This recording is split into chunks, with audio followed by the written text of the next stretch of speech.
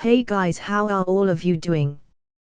Hope fine, and yes, this is the next part of Game of Shadow in Naruto world. Where I am in the Naruto world. I have a name that isn't mine and I have a really nerfed version of the gamer. Is that all? Am I forgetting something? Right, inventory. At that I received yet another disappointment. Let's start without any delay. Teiya. She sat with her legs crossed and her flute in her hands, as she usually did. As she played, her head moved slowly from side to side with the song. She always did that when she was particularly relaxed and at peace, a state that had once been rare. Her back rested against Ige's, who was sitting behind her. Around sat the rest of the team, Skitter and Phaetus sharing some snacks they'd gotten from a storage scroll, she supposed. Forays, meanwhile, had finished checking them all over and had started doing some maintenance to his puppets. She'd never admit it to anyone, but she'd come to enjoy moments like that. Moments in which there was no danger around anymore, there was only her and her team. She'd also, reluctantly, admit that she was fond of the position she was in with Ige, if just in the privacy of her mind. She wasn't very sure, but she thought this was what some people described cuddling being like. Feeling safe in the presence of someone you trusted and cherished. God, that sounds so fucking, emotional, she thought to herself, holding back a grimace. If anything, she was sure their version of it was better, really. How could one be safe in someone's arms? If anything, that'd make things worse, getting in each other's way if they actually needed to protect themselves or something. Sitting there though, back to back, they were covering for each other. Teiya knew no one would ever get to her back with Ige there, the unmovable, unstoppable guardian that he was. And she liked to think that he felt somewhat like that too with her there, even when he knew everything that happened around him with his threads. As if he were reading her thoughts, the boy's head dropped back to rest on her shoulder. She fixed Skitter with a glare when she started giggling, likely because of the blush that creeped on the redhead's face. God, Teiya hated feeling so fucking foolish all the time. She wasn't one for romance, she wasn't one for relationships of any kind. However, there she was, with her, whatever Ige was supposed to be to her. And yet, ninjas from Iwa are coming, Ige announced, his voice soft, almost a whisper. It didn't really matter what his tone was, Teiya supposed. Nobody moved overly much, but everyone's eyes sharpened a little. She could see their minds shifting to professional mode, as it were. Forays gave a finishing touch to whatever he was doing and stood up, his puppet hands floating a bit before settling inside his waistband. Skitter, for her part, cracked her neck but otherwise remained where she was, lazily swinging her foot under her. As for Phaetus, one could be forgiven for thinking he hadn't even noticed, if not for the way his eyes narrowed slightly. What do you think will happen now? Forays asked, and Teiya heard Ige take a deep breath in through his nose, practically on her ear. We did get orders to be careful and not cause an international incident. Kumo caused an international incident, Ige replied, and Teiya could practically see him rolling his eyes. Really, who the fuck was dumb enough to try to make a joke out of them and think they'd get away with it? Clearly, people were cursed to forever underestimate them, she supposed, especially Ige. Then again, he always held back, always had a card or 10 up his sleeve. Hard not to underestimate someone when you didn't even know how far their abilities went. Teiya wasn't really surprised when she saw the Sushikage himself appear with a small army of his ninja behind him. Way to understate things, fearless leader, she thought to herself. She wondered what information had reached their ears. Judging by the number of ninja and all, She'd bet they'd only heard Kumo had passed through the border in numbers and not that their team was taking care of it. Onaki said, not even moving from where he was, his voice still just as soft and calm as before. You mind playing some more, Teiya? He asked then, out of nowhere. She almost jumped where she sat, mainly because she hadn't even noticed she stopped. Thanks, he added when she started again. God, I love your music. She looked away from everyone around, doing her best to keep her face calm. Teiya cursed her damn heart for fluttering at those words, and even more so at the way Ig seemed to relax, enjoying her song as much as she enjoyed playing it. Nobody spoke for a while then, the I1 taking the scene in front of them while the squad simply waited for something to happen. They could be patient.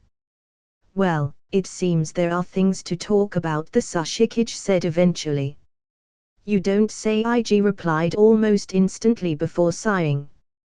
Teiya felt his shoulders drop before very reluctantly stood up, letting out another sigh once he was done. She squashed the slight disappointment that they could stay like that for a bit longer. They just couldn't help themselves, could they? He grumbled.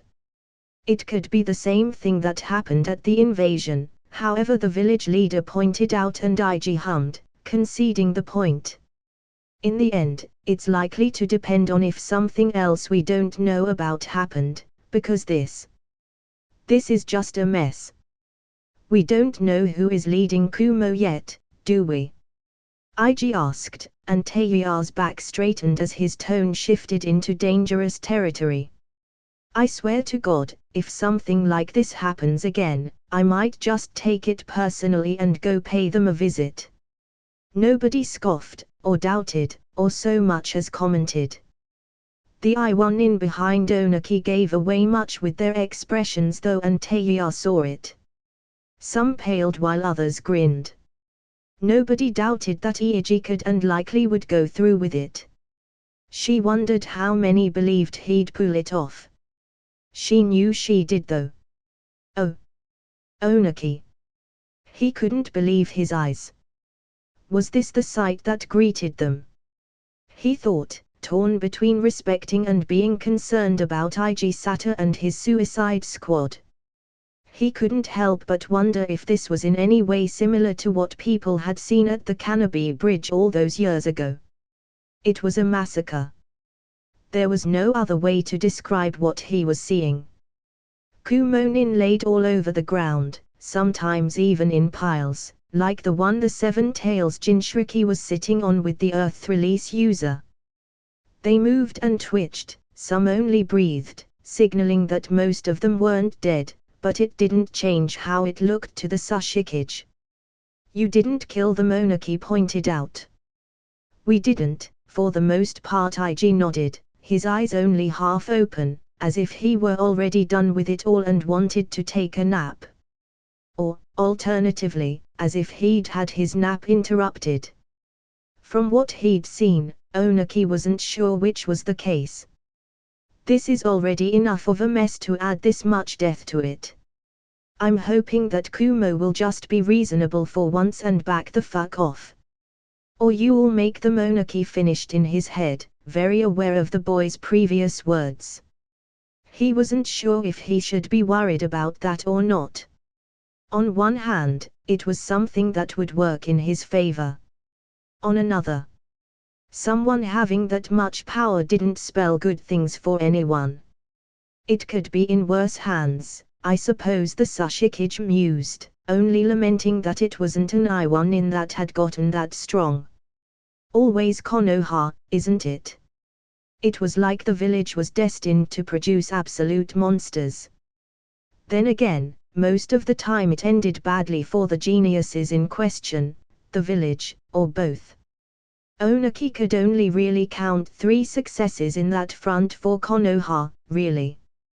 Hiruzen Sarutabi, Jiraiya of the Sunin, and Ig Sato. The fact that one of them was but a child that could still be taken out of that list was telling too. Letting your worse half influence you there, fearless leader Fu, the Jinchuriki, pointed out, drawing a snort from Jirobo. Onaki didn't hear the response, but judging by the smiling reaction the girl sent towards the genjutsu user, he guessed she'd been told something some way.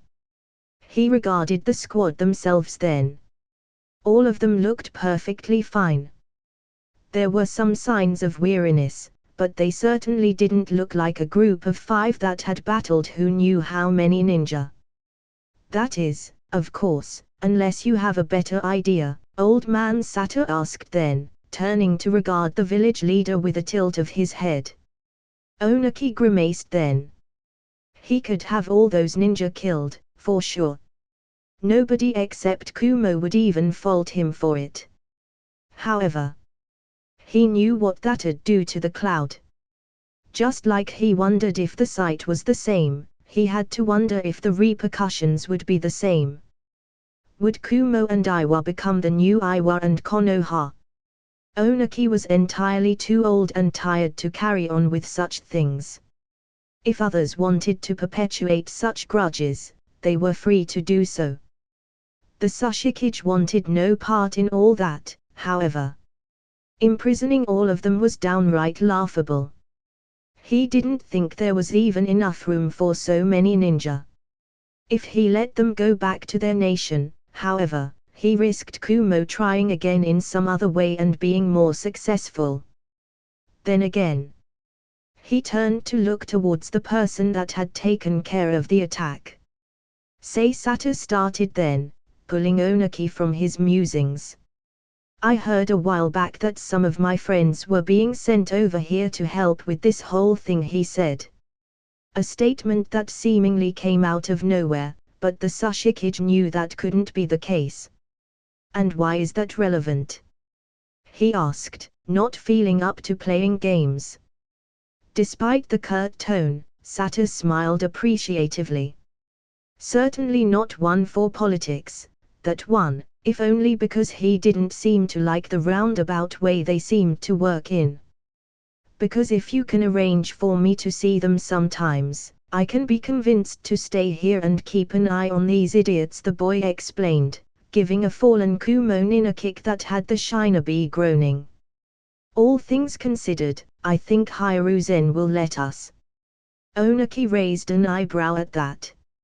Not because he doubted the truth of the statement, but because it was baffling that such a young ninja had come as far as he had. Ig Sato wasn't a unique case in terms of strength and talent, that was for sure. He was one in regards to his freedom though. Most geniuses were tied to something. It could be their village, their duties, their clans, their beliefs or their goals, but there was always something. Ig Sato seemed to have no such ties though. There were files about him and Onaki knew what he cared about the most was his family, or rather, his friends, but the boy used the term interchangeably, and his team. However, that didn't seem to affect his path too much. He didn't care for Konoha as most did their villages. It was, at most, a convenient thing that helped his loved ones, and that was it. His duties were followed so long as they aligned with the well-being of his loved ones. He had no clan and no strong beliefs. His only goal seemed to be peace, so that those he cared about would be fine. Such a carefree attitude, Onaki thought to himself, and he'd admit only to himself that he found it refreshing. It was nice to know exactly what someone wanted and to know that it easily aligned with what he wanted without causing issues whatsoever. It was especially nice to know that this ally was strong enough to maybe achieve what they both wanted. That can be arranged, Onaki agreed then. Oh. Ig Sato. The nerve of these people. Teiya all but shouted, even as Fu giggled off in a corner of the room. Stop laughing, Skitter. This is... The fuck were they thinking? I mean, it doesn't sound that bad, Jirobo pointed out, obviously more to annoy the redhead than anything else. Has a nice ring to it even. A nice ring fetus, I'm gonna kick your ass. I don't know what the fuss is about, Fu commented, skipping around like the happiest of girls, giggling all the while. I like it. Because you are a childish little shit. It's not too bad, I think, Kabuto pointed out, earning himself a very rude finger sign from the redhead. That's just not polite, you know. Oh, fuck all of you. IG, you agree with Teiya started, turning to look at him. As she did, he saw her eye twitch. Oh, for fuck's sake. Her reaction was somewhat guaranteed, he supposed, mainly because he was doing his best to hold back a laugh and failing miserably. In the end, he just gave up. It was hilarious, really. Furthermore, it was easier to focus on the funny side of things instead of the concerning one. His eyes moved down to the files he'd been sent by Onaki. IG Sata, the Weaver, he read, focusing on the important parts of his bingo book entry. Threat level, S rank. On second thought though, he guessed it wasn't so bad, really. Akatsuki members were all considered S-rank threats, after all. He'd already taken out 4 of their members, which meant that they already knew what his power level was. This wasn't going to be news to the people that he actually would be a concern. If anything, this might deter people from messing up. With some luck, at least, he mused before his grin returned as he looked at the other files. Teiya, the Song Weaver. Threat level, A rank asterisk. Kabuto Yakushi, the Flesh Weaver. Threat level, A rank asterisk. Jirobo, the Stone Uiava. Threat level, A rank asterisk. Fu, the Shell Weaver. Threat level, A rank asterisk. All of them had a asterisk next to their rank. The footnote regarding it explained that their rank combined with the rest of the squad, not including IG, made them an S-rank threat. Which was a little worrying. His strength might have been common knowledge for his enemies, but now his teams would be too. That could be a dangerous thing for them. I'll admit, Fu started then.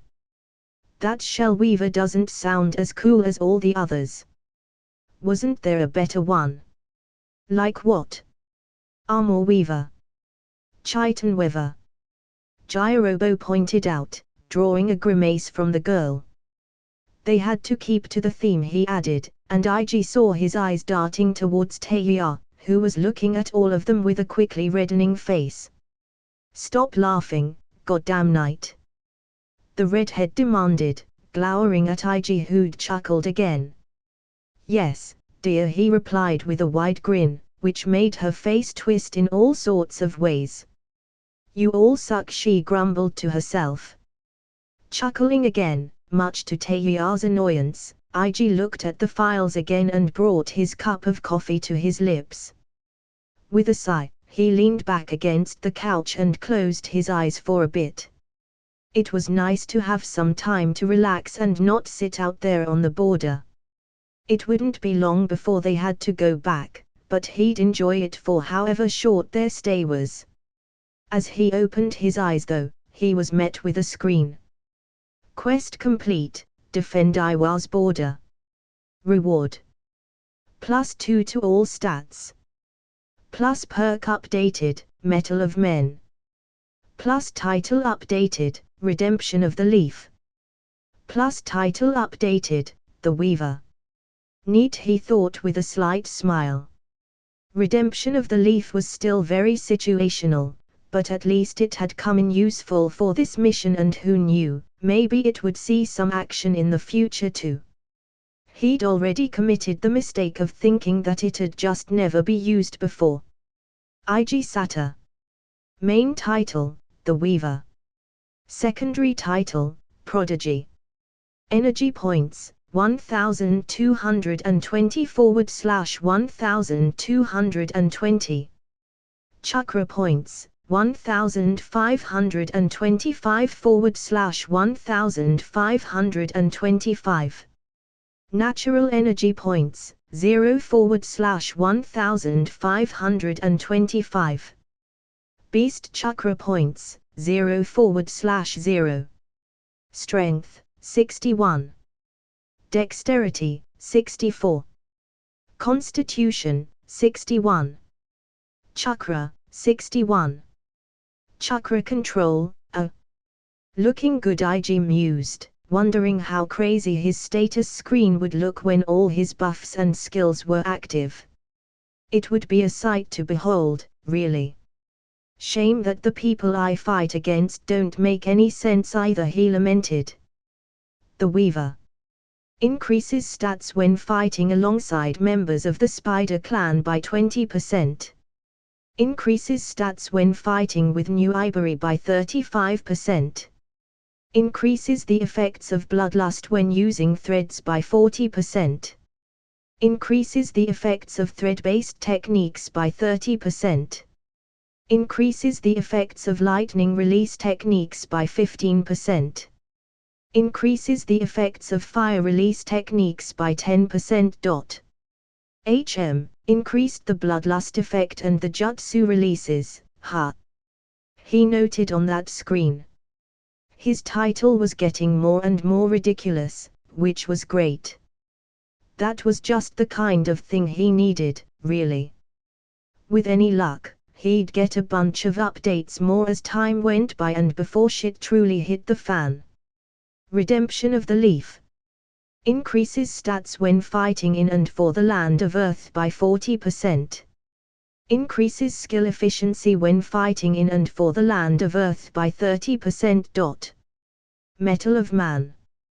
The user's stats increase by 20% when facing a foe with higher stats than them. The user's stats increase by 20% when facing more than 3 foes at once. Clones do not count for the effect.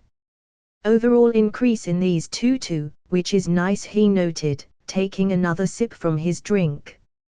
Metal of Man was still a perk that he didn't much care for unless it worked with Pain's paths, if he was honest. After all, if all his enemy had was numbers, then the fight would still not be all that hard. If push came to shove, he'd just spam clones and spiders to even the odds. The first one is great right now though, I guess, he mused, dismissing the screens as he focused back to the present. He'd make the most of the time Onaki was given him and his team to rest, that was for sure. He didn't know how long it'd last, after all. Oh. You used to be nice and calm, IG Shikamaru commented, grimacing at him as he made his move on the board. And now you are the most troublesome of the bunch. I mean, I think I took all the troublesome from the others, at least, IG replied with an easy grin, considering what to do next in their shogi match. The group isn't as bad as they used to be, right? I wouldn't be so sure, the Nara lamented, placing a hand over his face and dragging it down. Ino's been on our case ever since you started dating that troublesome redhead, he explained with a groan. The only ones she leaves alone are Naruto and Hinata. I think Sasuke's the one that suffers the most though. She's been pushing him to ask out Karen. It's good to know you guys are having fun while I'm busy, IG said, moving one of his pieces. What else is new? Well, Shino has been getting extra training from his family. Said he was working on increasing his options, Shikamaru told him, sounding like he'd much rather be doing something else entirely. Still, his friend continued giving him updates on how everyone was doing. Apparently, Sasuke and Sakura were being sent towards the Land of Earth sometime soon too. Hinata was keeping up with her training together with Hanabi, and Kiba had been doing jobs and working with his clan, mainly. IG was content just to listen, really. Onaki had kept to his word a lot better than the boy had expected, because apparently he'd sent him in Team 10's way right after they'd arrived to Iwagakure. Sadly, the rest of them were busy with the actual mission, which was doing some light patrolling in between the village and the border. Not quite as dangerous as his mission right at the latter, that was for sure, but that was perfectly fine in Iji's opinion. So, at the moment it was just Iji and Shikamaru, since the rest of the squad had kind of gone to do their thing, really. He was half convinced that they'd done so on purpose to let him have some time alone with his friend or something of the sort. If that was the case, it was appreciated. No offense to his team, but he spent most of his time with them. He'd prefer to be able to focus on his friends when he had a chance. "You are looking better," Iji Shikamaru said out of nowhere at some point. "I'm feeling better, honestly," he replied with a soft smile. "Can I ask why?" his friend continued then, tilting his head. "I guess I'm trying to stop worrying so much, I guess. Do what I can and what I want, not necessarily in that order," he answered with a grin that widened as Shikamaru shook his head. It wasn't precisely an approach that he could have used before, really. After all, he could do that now because he was so strong that people couldn't really get on his way anymore. If anyone tried to stop him from doing something, it was likely they'd be smacked down for it, and not even by Iji himself. "I'll have to thank Ino when I see her next," he added, because she really had talked some sense into him back in Konoha. He owed her for that, really. If not for her, he might have continued trying to do more than he possibly could. "She'll be even more insufferable, you know that, right?" "Well, that sounds like a you problem," Pineapple Head, a new voice said, and Shikamaru groaned. "What kind of welcome is that?" Teiya asked, narrowing her eyes at him as she took a seat next to the shogi board. "Why, Iji? Of all the troublesome women in the world, why her?" his lazy friend asked with a suffering expression. "I mean, well, she is that bad," yeah, Iji admitted with a nod and a chuckle. "Fucking me. But she's also pretty great," he continued, uncaring of the glare that was burning a hole on the side of his head. "I can be sure that she'll tell people they are idiots in my place if I have to be polite," at least he pointed out, another chuckle as he leaned back and rested his hands behind him. "Besides, she's the only one that can calm me down when I'm getting in my own head." "Oh, so you only want me for my music, is that it?" Teiya asked, placing a hand over her chest in a mock offended expression. Iji simply rolled his eyes. "Did you find what you were looking for?" "What was it again?" he asked, giving her a half smile. "Yeah, I did," she replied, and he could see the mask of confidence crack a little as she fidgeted with the flute in her left hand. With her right hand, she pulled a scroll. She seemed to struggle looking for words for a bit before she simply unsealed something from it. Iji's eyes widened. "You said something about wanting to play an instrument some time ago," I think Teiya said while he blinked owlishly at the guitar that she'd taken out of the scroll. "And, well, guitar goes well with the flute." Silently, he picked it up and placed it on his lap, tentatively pulling at the strings. Then he looked up at Teiya once more, grinning widely. She seemed to be trying to look away from him and failing miserably, a slight pink dusting appearing on her cheeks. "Man, way to make me feel like a third wheel, guys." Teiya turned towards him and shot him a glare that might have actually been able to kill something. "That sounds like a you problem," Iji pointed out, looking down at the instrument once more. Playing guitar was, as Iji found out, quite a lot better than drawing. Or, at least, it worked a lot better at calming him down. Drawing was nice and it allowed him the ability to immortalize moments and memories. However, playing was something that happened in the moment. If he was in a bad mood for whatever reason, Taking a pencil and trying to make a picture appear was a lot harder than it was just taking the guitar and playing something. There was also the fact that other people could enjoy it a lot more. Everyone could appreciate a good drawing and enjoy it if it involved them somehow or it meant something for them. However, at most it'd last for a bit and go away. Few people could stare at a drawing for very long before becoming disinterested, really. At least in one sitting. Music, on the other hand, could be enjoyed for a lot longer. Furthermore, if one wasn't playing the same thing all the time, people could enjoy it indefinitely, really.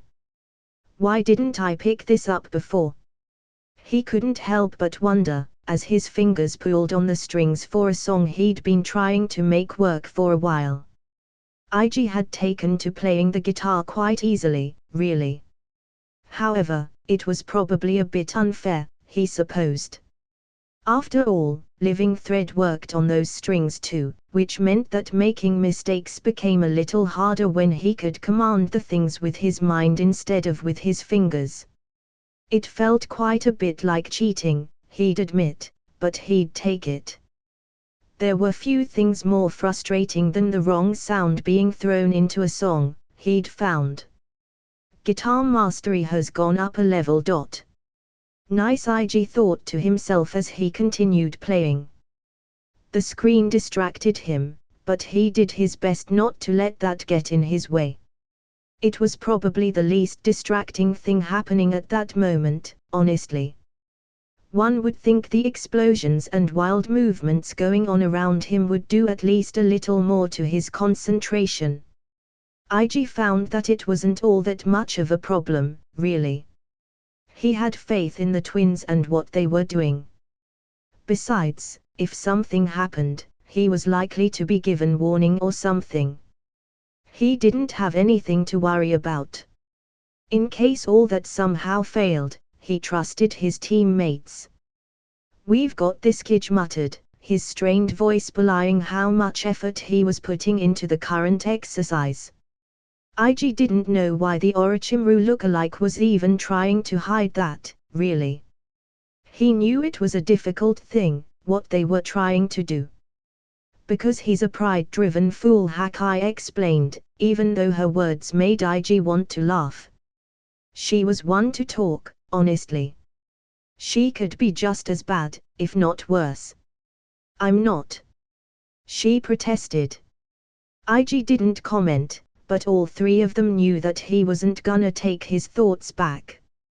"Sachi, could you comfort Hakai while she sulks?" IG called in his mind, a smile forming on his face as the chakra beast let out a dutiful bark. He knew his mind occupants well enough to know that the female twin would be grumbling and complaining even while the eight-legged wolf cuddled to her, but he knew her too well to listen to her half-hearted protests. Back to the exercise, IG had decided to train in something that could come in quite handy in several situations. That is, sharing the outside of his mind with the twins. As in, more than one of them being out of the mindscape. Not in the sense that they could share his senses, they'd figured that out long ago, but more than one of them controlling stuff outside was difficult to coordinate. It was also very awkward, since it felt to him like parts of him, physical or not, were doing things on their own. Regardless, the skill had lots of advantages if they could pull it off smoothly enough. It was still a work in progress, but he thought it had potential. Things that would affect the mind were disrupted by it, or at least that was his guess. Considering what it was they were doing, he thought it was a fair assumption. Genjutsu became a little weird sometimes too, they'd found. Not completely dispelled or anything, but subtle things became glaringly obvious when there were two minds at work. After all, Genjutsu affected the mind through the chakra network. However, the illusions were tailored to minds that were, well, in a singular state of being, really. Two minds in one body wasn't at all taken into account, which made the whole thing messed up. Like someone had taken a fresh painting and dragged their hands across it to ruin the shapes and colors. It was another protection against a potential Tsukuyomi. However, that wasn't very reassuring. They had no way to really test it against that. They could only hope that the technique wouldn't be too different from normal genjutsu, but there was a fair chance that that wouldn't hold in reality. The main Gekyo made little sense and they were very aware of that. Regardless, it would be a while before they could apply their new technique. Method. Approach. Approach sounds good, Hakai grumbled, likely already enjoying Sachi's company. Lucky bitch. I heard that, she said, but both Kij and Ig ignored her. For the moment, it was already quite hard as it was, never mind applying it in a more battle-oriented moment. After all, the way they were training at the moment was simple. Ig played the guitar and Kij controlled wires, disrupting the squad's spar here and there. Just that had both of them struggling quite a bit. Ig could tell that his thoughts were a mess at the moment. Jumping from thought to thought and going on tangents more than usual, or so was the impression he got. It was messy and not something he'd risk in a real battle, but that was what training was for. With some luck, they'd get somewhere with it. Oh. What do you mean? She freaked out. Ino asked, her expression shifting to a scowl. Ino, calm down, everything's fine now, Ig reassured her easily. Honestly, things had been just fine as of late. There was no need to get worked up because of that. What did you do? The blonde asked, her eyes narrowed accusatory. You didn't do anything stupid, did you? I didn't, Ig denied quickly, raising his hands placatingly. Really, she was acting like he'd done something terrible. He didn't even know how they'd even ended up talking about the little fight he'd had with Taeya a while back, if it could even be called that. The girl hummed, narrowing her eyes at him suspiciously. I didn't. He resigned himself to having to explain quite a bit so that his friend would shut up about it. In hindsight, maybe he should have known better than to bring that up. In his defense though, Ig wanted to share that kind of thing with Ino. She was his advisor with that kind of stuff, after all. I'm so glad things are going well for you, Ig Ino told him when he was done telling the story, beaming all the while. He only returned her a wry smile. Because it had taken entirely too long to explain that no, there weren't any real problems between him and Taeya despite the little fight they'd had a while back. Thank you, he replied hesitantly, almost expecting her to pull him back to that conversation once more. Before she could, he decided that the best course of action was to send her mind somewhere else. Fortunately, he knew exactly how to do that. So, how are things going for everyone else? Or for you, found anyone yourself? Not yet, she replied, pouting, but she brushed that off quickly enough. I think I've convinced Sajuke to give it a try with Karen. Sakura wasn't too pleased, but she'd all but given up already anyway. It was a little complicated for them, considering their history back in the academy. So, Sajuke and Karen, huh? He said, content on letting Ino ramble about her gossip. Absently, he took his drink from the table and sipped from it. They'd stopped at a little place out of the way to talk at. He'd chosen it mainly because it offered free drinks when they'd walked by, really. Yes, I think they'll be good to each other, Ino nodded. And I think Sajuke will ask her out once they can go back to Konoha after this mission. Difficult to picture the Sajuke we all knew from school doing that, right? Ig commented, drawing a hum from Ino as she took her drink too. Then again, we are all quite different from back then. Yeah. Well, you aren't that changed, really. At least now that you are more relaxed. You are actually more similar to what you were back then than how you've been as of late. Ino told him, looking him up and down as if she could physically see that kind of change. You look like you are doing well, Ig. I'm glad. Yeah, well, he started, leaning back on his chair and giving her a smile. I feel like I'm doing better myself. The fact that this mission has been practically a vacation besides a little something helps, I guess. Her eyebrow twitched at that. Ah. You heard about what happened, huh? He noticed, his smile turning wry. Something like that. Ino deadpanned at him. Anyway, Ig started before they could go down that road. That waylaid stress, and he'd like to avoid that, thank you very much. Yeah, things have been going well, I think. Well, she said, smiling softly at him. That's good to hear. So, any more gossip I should know? Oh, I'm just getting started, Ig, barely getting started. Oh. Ig looked on, following his team's training with his eyes and web sense. Then he yawned, his facade of seriousness crumbling down as he stretched. By the time he focused back on the training, his eyes were barely half open as his expression turned sleepy. He didn't think it was all that big of a deal, in all honesty. After all, Chirobo and Fu were working on Kurotsuchi's side of the training, since they were the ones that could withstand any mistakes Princess made.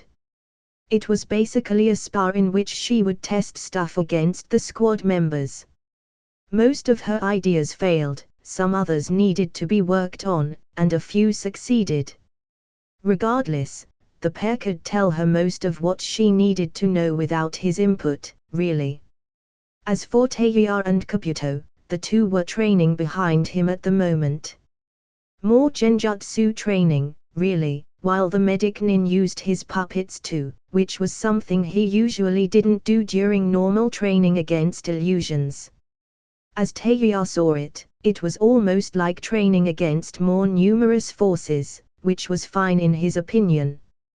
He'd probably add a little to that at some point in the shape of clones or spiders or both.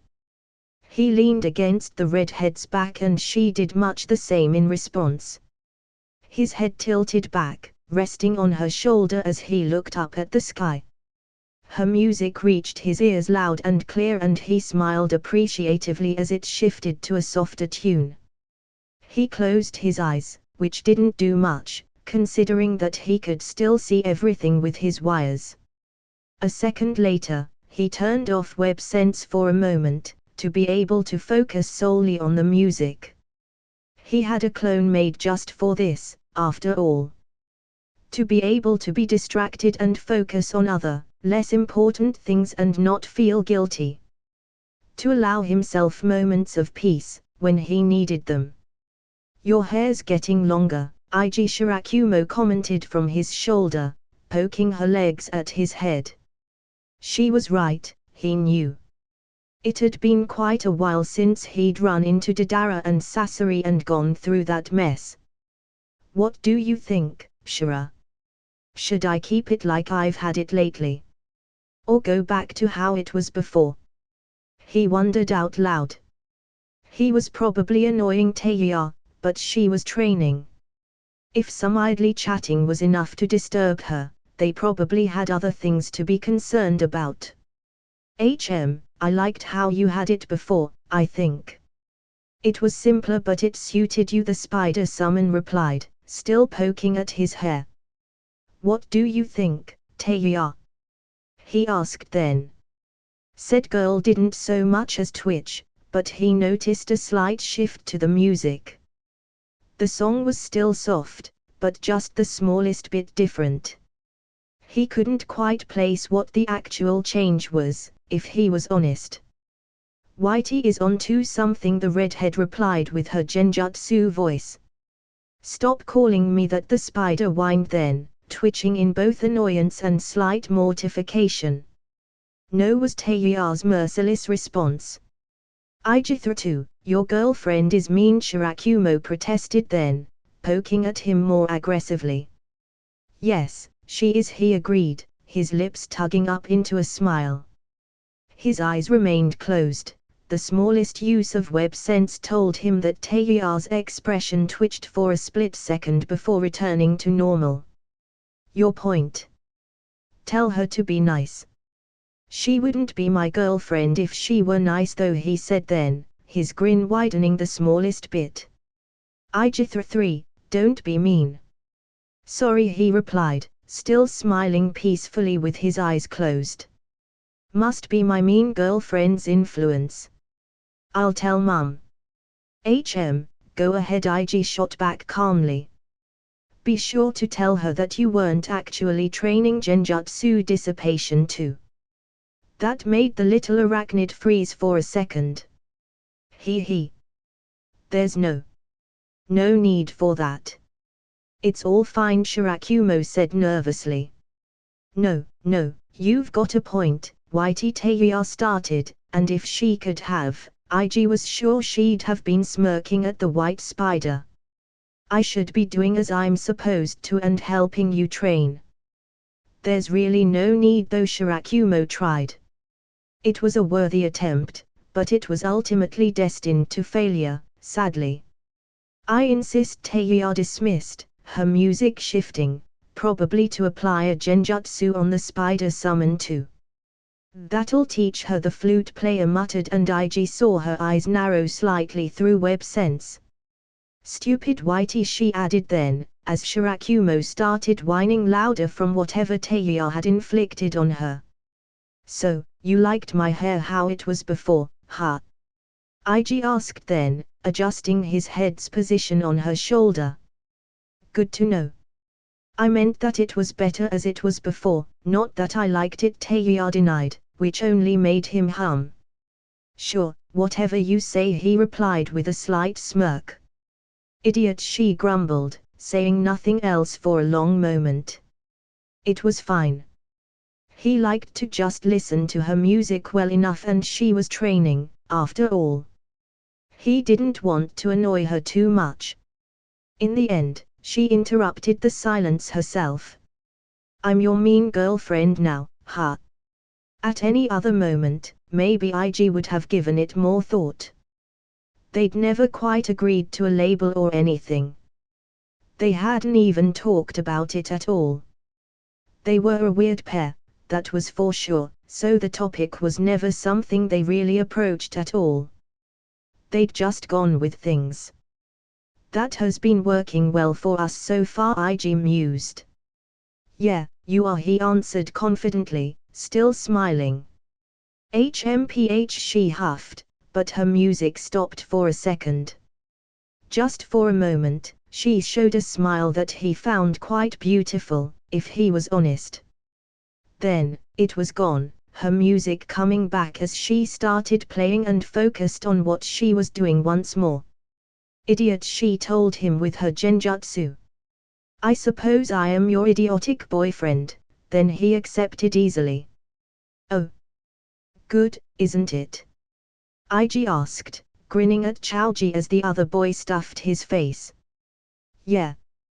The Akimichi exclaimed enthusiastically. Man, I can't believe this. Do you think they'll tell me how they prepare this? Ig considered the question for a moment, looking towards the kitchen. I1 were taking well to him, since he had a good reputation in their village. Usually people from Iowa were at the very least polite to him, when they weren't treating him like he imagined the fourth Hokage would be in Konoha. Ig wondered what kind of tales were being spread around about him to guarantee that kind of reaction. Unfortunately, that courtesy didn't extend all that well to other people unless they were standing next to him. We'll see, I guess. Can't hurt to ask, right? Thanks. I'll promise not to tell anyone else, if that helps, Chaoji said after taking a few more bites. I know how important recipes can be. If you could get something, even if it's not personalized or anything, it'd be nice. Some of this I hadn't even thought about until now, he continued, eyeing the array of dishes in front of him with a glint in his eye. I'd have to pay for the meal, even if the owner had offered to make it for free. The poor man had obviously not realized what he was doing. To their credit though, the staff hadn't so much as reacted when they'd ordered, and even now that Chaoji looked like he'd go for seconds. This is a nice place, actually, IG noted, looking around. I know, right? The food is awesome, Chaoji readily agreed, still eating like he'd just started and not like he'd eating a small buffet. Save some space for dessert, yeah. I need a second opinion on those, IG told his friend, grinning amusedly as the Akimichi paused to give him a narrow-eyed glare. Of course I'll save space for dessert. What kind of person do you think I am? Chaoji asked, sounding genuinely insulted. IG just laughed. Oh. You don't have to humor her, you know. The woman standing next to him said as IG continued playing the guitar. Oh, but you are wrong about that, he replied with a grin that was not all that friendly. I do, because I promised I'd help her get better at drawing the last time I was here. That still holds true now, you know. And what about them? The woman asked, somewhat amused as she signaled to the people in front of them. IG simply turned to the side, to look at Itsuka's drawing and then at her models, his squad and Kurotsuchi. The same squad that was doing its best to hold different poses and not move even the smallest bit. Well, they decided to bet against me, and this will be a lesson they won't forget, he replied with his smile still in place. The woman giggled behind her hand. Kurotsuchi's face turned red, likely being able to hear them. The rest of the team paid them no mind. They probably knew the punishment would get worse if they failed in any way. I saw that, princess. I guess I'll have to add a little something to the next training session. That was enough to drain all color from the girl's face. You are quite the taskmaster, huh? Itsuka's mother commented, looking at the lot of them like they were the most entertaining thing ever. Evidently, she wasn't at all concerned that IG's team, or even the Iwa equivalent of nobility, would hold that against her. Not at all, he replied, shaking his head and taking a break from playing. My training sessions are easy, really, he said, making one of his teammates cough. Oh. He mused, turning to stare straight at Fu, who immediately started sweating bullets. The rest of them stayed still. Itsuka giggled, pulling her notebook up to cover her face. It was actually rather adorable.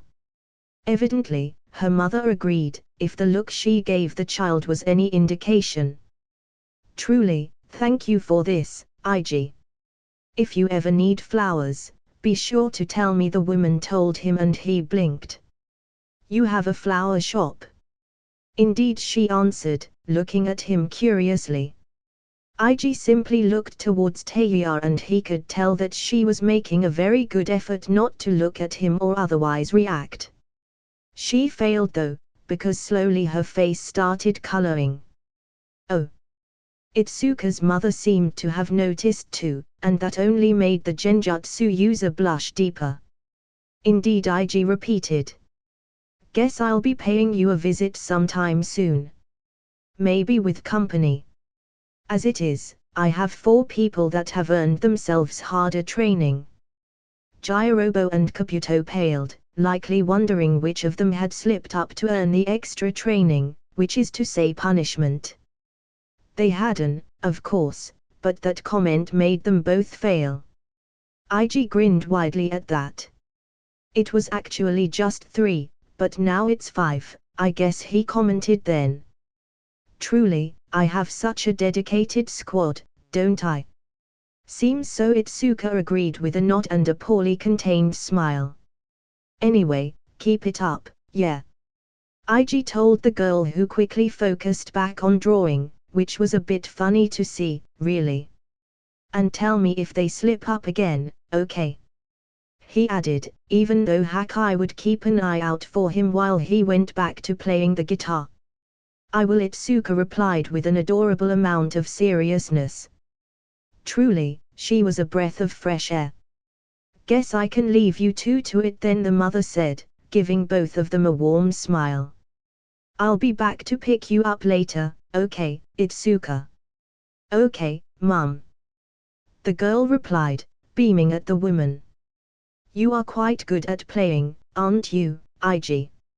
She asked a moment later, eyes firmly set on the page in front of her as she drew. Guess I am, Ig said, waving the compliment off. Maybe it was weird, but out of all his skills, guitar mastery was probably one of the skills that felt the most like cheating to him. He knew all of them were around the same level of ridiculousness, of course, but still. He guessed it was related to the fact that he'd tried to play an instrument in his past life at some point, even if he didn't even remember what it had been.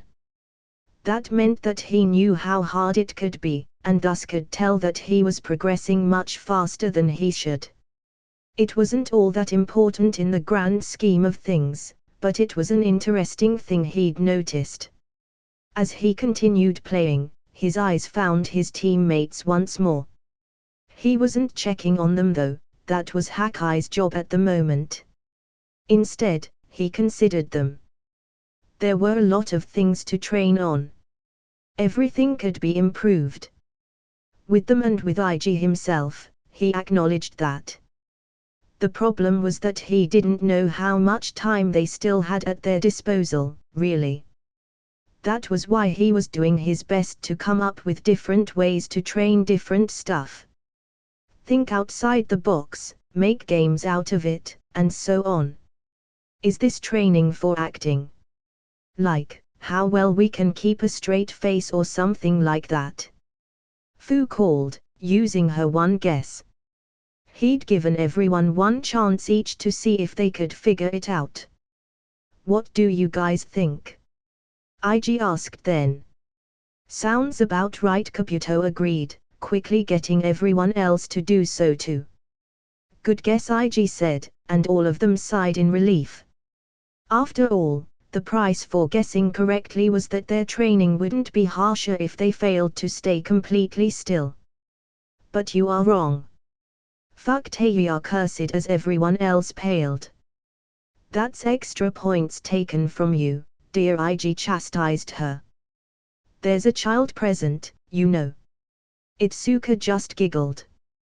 Things have been quiet, Ig mused out loud, walking leisurely and looking around, only half paying attention. Too quiet, really, he added, blowing a breath out of his mouth a moment later. He felt tired just thinking about it, really. Kinda jinxing us there, Teiya said, her genjutsu voice straining. It shifted tones and went slower or faster due to the half-distracted state of the caster. Fearless leader, she added. Oddly, the nickname came a lot clearer than her other words. His guess was that it was because she was more used to saying people's names than she was anything else, really. As good a guess as any, he supposed. Maybe, Ig agreed with a shrug, turning to see Jirobo send a rock flying towards Kabuto, who happened to be on the team leader's other side. The rock flew by, the wind of it gracing Ig's hair. Close, that one, he commented, blinking to his side where the projectile had passed by. Calculated, Jirobo said. Although, his voice told another story altogether, really. That so? Ig asked, raising an eyebrow at the squad members around. The exercise seems to be going well, Hakai informed him, since she was the one that had been keeping track of things with his threads. Meanwhile, he'd mostly just relaxed as he played the part of the obstacle he'd set himself up to be. What was the exercise? It was a simple free-for-all. However, the very specific rules Ig had set for it were equally as simple, even if they made the whole thing quite harder for his team. They couldn't team up with anyone else. They couldn't focus on one single person for too long until there were only 2 people left. And finally, don't hit IG. That last one proved to be something of a pain in the ass for everyone except himself, it seemed. Especially since he started just lazily walking around in the middle of the battlefield and all but sightseeing while the fight went on. It meant that they had an obstacle that moved randomly and at differing speeds. Not an easy thing to avoid, especially when he was neither an ally nor a foe. Those either could be trusted to dodge or they didn't care to hit, respectively. However, IG's role was different. He wouldn't dodge, he'd let himself be hit and then punish them for breaking the rule. Good practice in case they had to fight in a place with civilians or otherwise protecting a moving target, or something along those lines. He was doing his best to come up with different exercises. Sometimes, their aims weren't all that well thought out, sometimes they didn't even have a defined purpose. However, he wanted to keep things unexpected, come up with different ways for them to train, so that they'd better adapt when the time came that they met something that changed the rules of the battlefield. That was something that was bound to happen, after all, especially if they remained by his side. Kumo hasn't done anything on Iwa's side since that Daikage commented, following where IG's thoughts were coming from before. Which isn't too surprising, all things considered. They are either taking their time to think things through, or they are in the middle of some negotiations. As for Akatsuki Hakai continued then, still keeping an eye on the squad. That's more concerning. We have barely heard anything about them in a while. That can only mean they are biding their time for something, and that can't be good. Those were things they'd already considered. However, the topics were still coming up again and again, just in case they thought of something new. Which they usually did, of course. Several ideas had popped up as to what Kumo and the Akatsuki could be doing or planning. It had even been a concern that Obito might have been controlling the formers into causing the mess they were dealing with. That was one of many scenarios they'd considered so far. One of Teiya's Doki stomped dangerously close to IG and he was quite sure that she'd just gotten lucky that he wasn't hit. He turned slowly, to regard her with a half smile.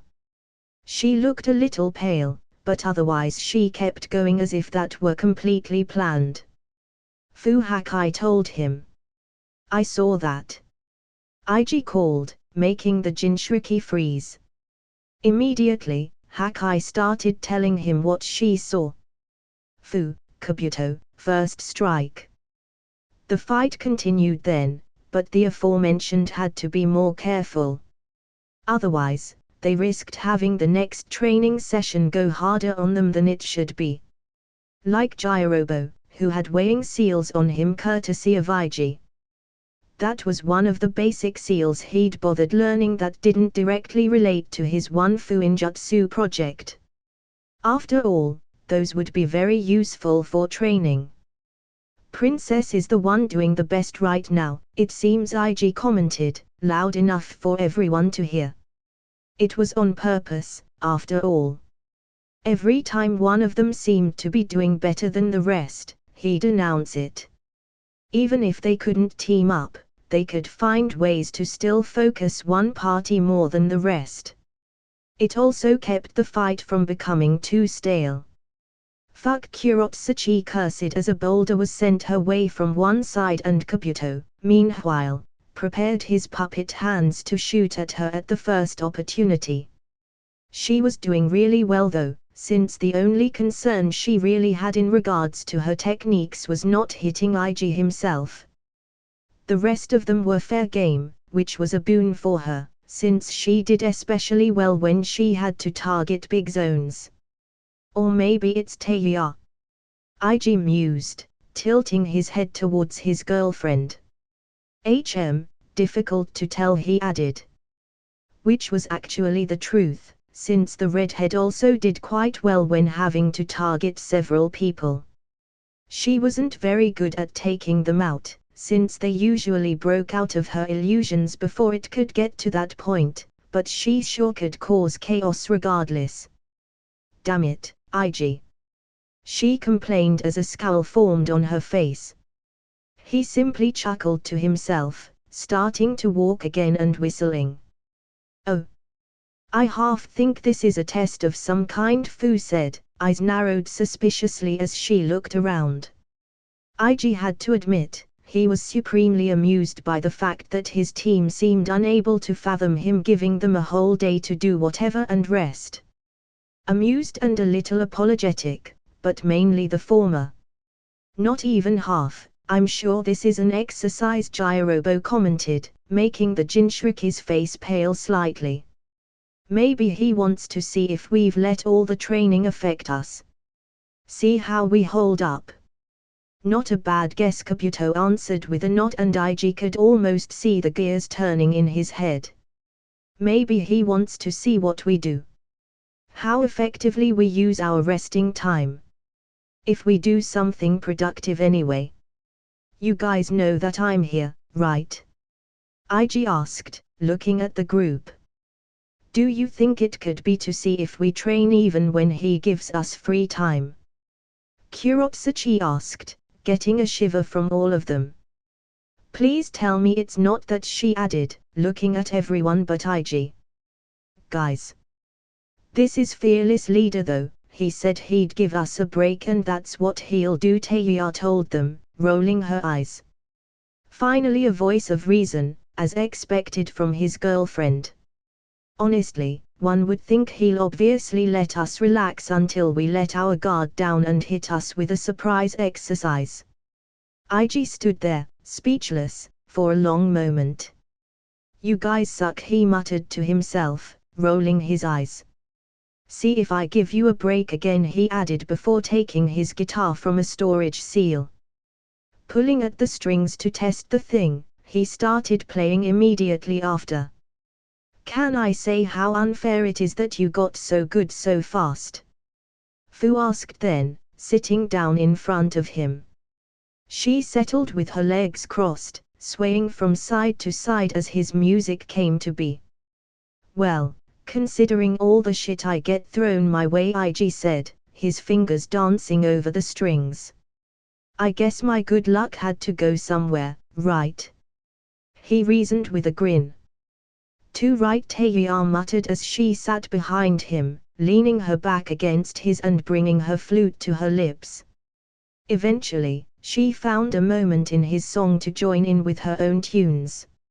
Still ways away from working on songs together, it seems, she added, when it became apparent that it sounded terrible. In fairness, I might be getting better, but I'm nowhere near your level, IG told her with a smile, leaning his head back slightly. We'll get there, maybe. Don't sound so confident, fearless leader, Teiya said, rolling her eyes. What's everyone else gonna do? I'll meditate, Gyrobo answered, something steely forming in his eyes. It's as good a way to pass the time as any, I think, and I might get some more work done with my mindscape. Don't work too much, it's a break, after all, IG reminded him, getting a nod in response. I'll listen to you guys playing, Fu replied for her part, beaming at IG as he continued doing just that. Instead of saying anything, Kabuto simply walked to his side and placed a hand on IG's shoulder.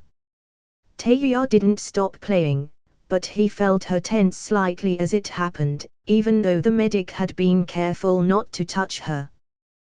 There was silence then, with only the guitar and the flute trying and failing to play a song together. IG felt all eyes on him, even those of Teiya, who was facing away, as Kabuto's hand lit up with the green energy of medical jutsu. The familiar sense of such techniques washed over him as his teammate and second-in-command checked him over and gave some light treatment. It didn't last long, as usual, and soon enough Kabuto pulled away. Well, I'll be reading, I guess, the ex-spy said, voice calm and casual despite the atmosphere. Might brainstorm some puppet ideas while I'm at it, I guess. I'll see. Bet you miss Yuki, huh? IG pointed out, getting a wry smile from the medic. Both of them knew that was the truth. Sadly, the Ninken wasn't quite strong enough, even after training. Furthermore, with IG's senjutsu getting better and better, it was unlikely that she could help all that much in regards to tracking either. She'd do well enough to keep company with whoever of his friends stayed in Konoha though. Or maybe he misses his girlfriend, Teiya said with her genjutsu voice, drawing a twitch from Kabuto's eye. Before some more banter could be thrown around, however, something came in to interrupt. That something being a messenger bird sweeping down with a scroll in its claws. IG looked at it for a long moment while the trained animal stared right back. With a sigh, he sealed the guitar once more and picked up the message. Like every other time, he opened it filled with dread. Messenger birds rarely held good news, after all. They'd bring information about a mission that he'd rather not be doing. They'd tell him about new orders or change of plans. They'd have new developments in places of interest. Rarely did they say something that he thought would be good. They didn't tell him he could go back home. They didn't tell him things were over and he could relax. They didn't offer reassurances or anything of the sort. That was just not how they worked, it seemed. One day, I'll be perfectly fine with one of these coming to me, IG thought to himself as he started reading. He grimaced at the content. As it was, he'd received a somewhat scolding message already about what had happened with Kumo. Not really telling him he'd done wrong, but it was mostly complaining about the amount of work that had added. He was fairly sure that message had been written by Tsunade. This one letter contained a completely different meaning. Oh, for fuck's sake, he thought to himself, his face twisting in a long-suffering grimace. Why does this kind of shit happen to me? No rest for the reliable hack, I told him, the unfeeling witch that she was. I can hear your thoughts, IG, she grumbled. Copied, Kij said then, when he was done writing down the message in the mindscape, and IG sighed, closing the scroll and closing his eyes momentarily to gather his thoughts. This will be something. IG. Kabuto called. Something the matter? Kabuto, if I could take only one person from the team with me somewhere. Who would you choose? IG replied with, completely ignoring the question. He didn't look up, but he saw the gears in Kabuto's head shift through web sense. Teiya the Mednin answered eventually and IG nodded. That was about what he'd thought too. You have all the power you can need, her illusions would be more useful to you than anything the rest of us can offer, unless you need one of us for a specific task. That's what I thought too, IG said, nodding again and taking a deep breath in. So, where are we going, fearless leader? You guys are going to be actually patrolling the border. I'll leave the spiders. There'll only be a single clone though, to inform me if anything happens. That'll be all, he told them, his mind too focused to properly address any questions the others had. Remember to keep the princess out of trouble. Jirobo, you are the one better oriented to covering for others, so you'll be with her at all times. Understood, the ex-sound nin replied simply, which was great. IG didn't need to be distracted at that moment. The others seemed to have realized that too, because nobody else talked. The team leader, meanwhile, kept his eyes closed as he tried to process this piece of news. It wasn't particularly worrying as much as it was. Well, it was worrying, but not in the sense that he was scared about it. It was more that he was nervous for what it would bring. This could go brilliantly or it could make everything crumble like a house of cards. This isn't supposed to happen for at least a year, goddamn night, he cursed internally, a scowl making its way to his face. He knew he was unnerving the rest of his team, but he couldn't quite keep things to himself. Things were changing, but that wasn't anything new. That fact still managed to rattle him every time it became glaringly obvious. It'd be much easier if things were nothing like his knowledge said, at least then he'd be able to ignore it. However, when things were just similar enough, it became frustrating. His mind would overwork itself trying to deduce what would happen according to what he knew. Folk knowledge was a curse, he'd come to realize, because at one point it became a burden more than a benefit. I need a moment, IG said, taking deep breaths to try and keep his calm. Resting his head back on Taeya's shoulder, he took in her music as she started playing again. Thank you, he whispered, letting the song lull him into a sense of calm. He got no response, but he didn't need one. He let the momentary peace take over him before he dove into his mindscape. When he opened his eyes again, it was to the sight of Sachigumo looked up at him adorably from his lap in her puppy size. He smiled slightly at her before starting to pet her. Take your time, Kij told him from the side. I will be taking over in case there's anything that needs your attention. Thank you, IG replied, his grin widening the smallest bit. Both of you. Don't mention it. So, about you, little lady, IG said then, turning towards the chakra beast that resided inside him. How about the two of us take a stroll around here? We have ambient music and all, he added, since Taeya's song followed him even in his mindscape. As if he'd ignore such a gesture for all the calm and peace in the world. Sachigumo barked her agreement easily enough, jumping off of him and started to trot in a circle around him. As he stood up, he saw the chakra beast grow in size until she was at that of a big dog. Tall enough for him to plant a hand between her 8 eyes and walk comfortably. So, how's it been inside here? Anything to report? The twins are behaving themselves, aren't they? He asked as they started moving through the streets of his mindscape. Sachigumo barked, her message coming across easily enough since she could all but telegraph her thoughts to him. Kij is being a meanie, huh? I'm not surprised. I'll have you know, the Orochimaru look-alike protested with his eyes narrowed at the 8-legged wolf. That she's only upset that I had to take a break from playing the other day. She knows we can't always be there, since we have to help you and rest. Sachigumo barked her reply, and if a wolf could pout, she definitely was at that moment. Didn't even let her cuddle with you while you did other things. IG voiced, shaking his head and clicking his tongue. Shame on you, Kij, shame on you. I thought we were past your days of being a monster. Oh, for crying out loud, Kij all but whined, throwing his arms up in the air. He's being a baby again, huh? Hakai's voice reached them then, drawing incoherent sputtering from her twin. He is, IG agreed. I think he's missed his dose of Sachi. Indeed. No, why fuck? Oh. Going better, Taeya commented as they played.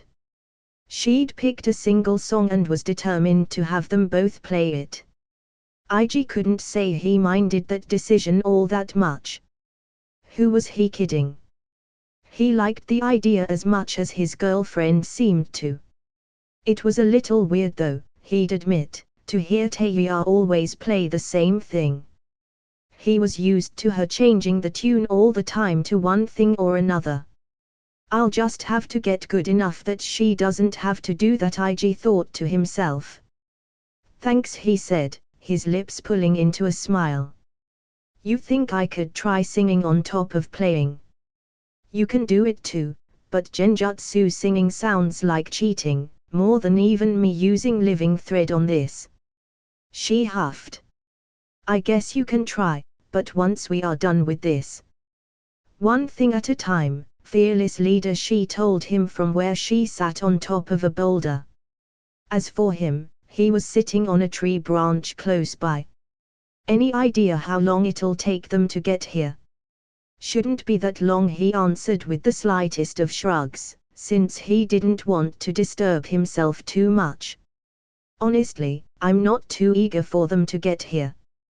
Guitar mastery has gone up a level. I'll be sure to tell her, Taeya said, to which he smirked at the same time as he dismissed the screen. Go ahead, IG told her with a chuckle that made him mess up a note. It's not like we are super friends or anything. We have our jobs and we get it done. We don't have to like each other, he added, almost absently as he focused back on the guitar. Deny it all you want, fearless leader, you like her. You do the same thing with Red Nose, annoy each other even though you respect each other. I'd even go as far as calling you friends, Taeya explained, and he grimaced. She wasn't precisely wrong, but considering himself friends with Onaki sounded wrong. Whatever you say, he replied dismissively as he focused on the music once more. You are going to die early, aren't you? Taeya asked then, and the music stopped, both his and hers. We all know you are, she added, making it clear that it wasn't really a question. I am, IG admitted, shoulders slumping as he stored the guitar in a seal. The technique I use to regenerate. It's eating away at my lifespan bit by bit. How much? She asked, voice steady, calm. I've lost around 10 years, according to Kabuto, IG answered, feeling reassurance coming from his mindscape's residents. Being optimistic, I might lose another 5 before we are done with Akatsuki. And being pessimistic. 20 or so, if I don't die fighting, that is. Not as bad as I expected, Taeya said, still sounding perfectly fine with things. One look at her spoke something else to him. He could see it, even if it wasn't readily apparent. I lost like a quarter of mine to the cursed mark. That wasn't what he expected her to say. Orochimaru had a method to speed up using the second stage of the mark, Taeya explained, something that he'd already known. It's not good on the body, let's say. All our team was affected by that, some more than others. I lost that much, Jirobo took to it much better. According to the snake, he likely didn't lose much, if he did at all. Four Eyes says it was just a handful of years at most, which might as well be nothing. Fairly sure there are ways we can get some of those years back, IG told her, both to reassure himself and her, really. You think so? If there aren't, I'll find one, he said, resolutely looking off into the distance. I'll have all the time in the world to do so when we deal with Akatsuki and get some peace. Kabuto is a fairly talented medic and Konoha has Tsunade. Hell, I'll rope in Orochimaru himself, if I have to. And I'm sure we can find some other people to help. I'm in no rush to die. Could have fooled me, his girlfriend said, although he could hear the slightest of smiles on her voice. You mean that, don't you? I sure do, IG told her with a weak chuckle. We'll live long enough for you to get tired of me, I can assure you.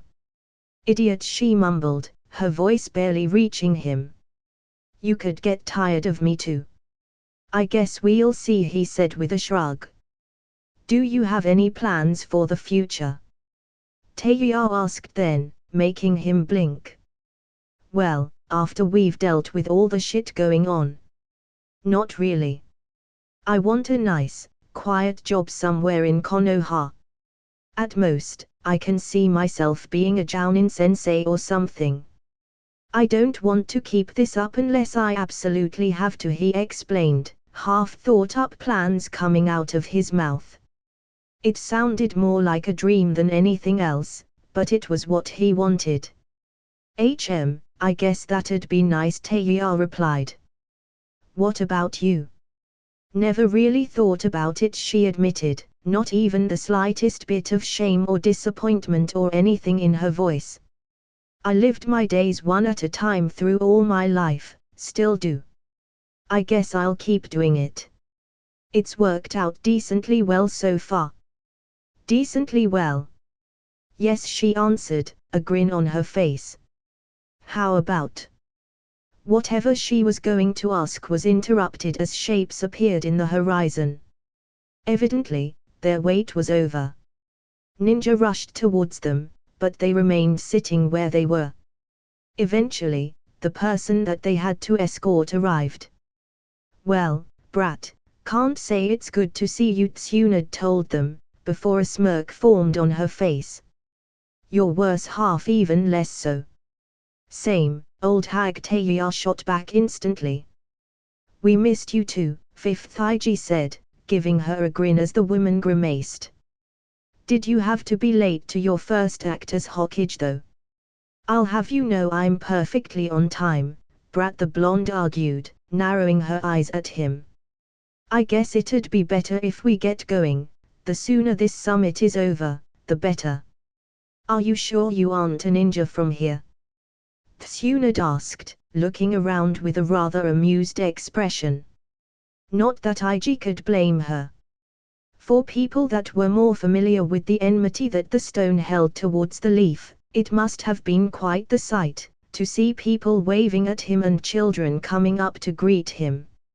Hell, some even came for an autograph. I mean, might as well be, with as much time as I have to spend here lately, IG said with a shrug. It wasn't like he cared about that all that much. He only wished he could see the rest of his friends too. Good to see that you love your village, the newly appointed fifth Hokage commented sarcastically.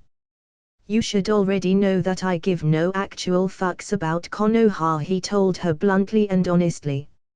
It was how it was, plain and simple. He loved his family and his friends, but he didn't care for his village as much as he probably should, in others' eyes. The most he could muster was when he considered that, as citizens of the place, his friends and family depended on it. I'm sure that must be written in a report somewhere. It is, Tsunade easily admitted. It's another thing altogether to witness that though. Your girlfriend has been rubbing off on you, huh? She added afterwards, looking rather amused once more as he gazed between the two of them. He guessed she wasn't entirely wrong in a way, but it was more that he'd started caring less and less for acting his part. It was much easier to just be brutally honest.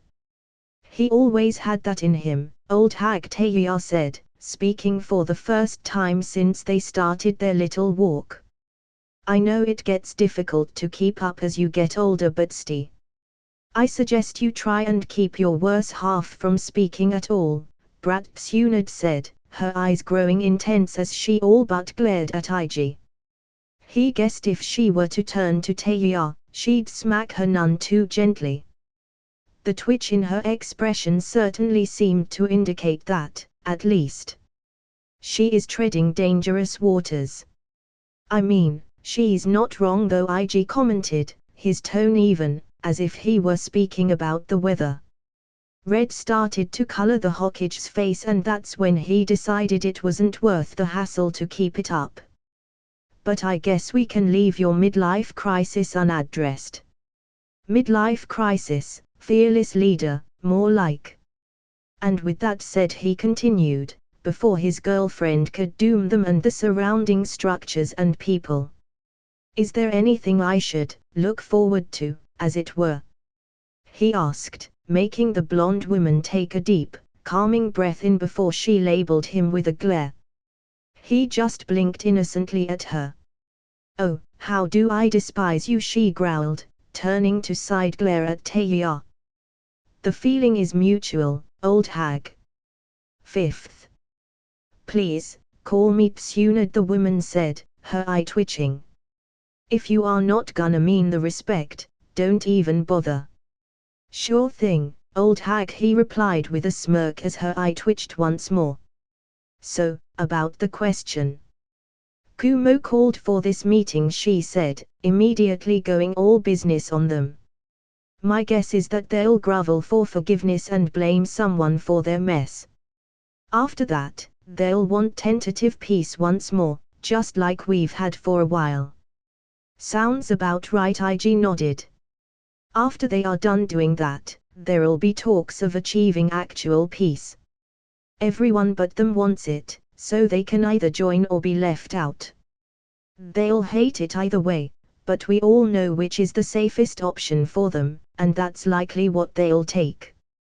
For some reason, I doubt it'll be that easy, IG commented with a wry smile.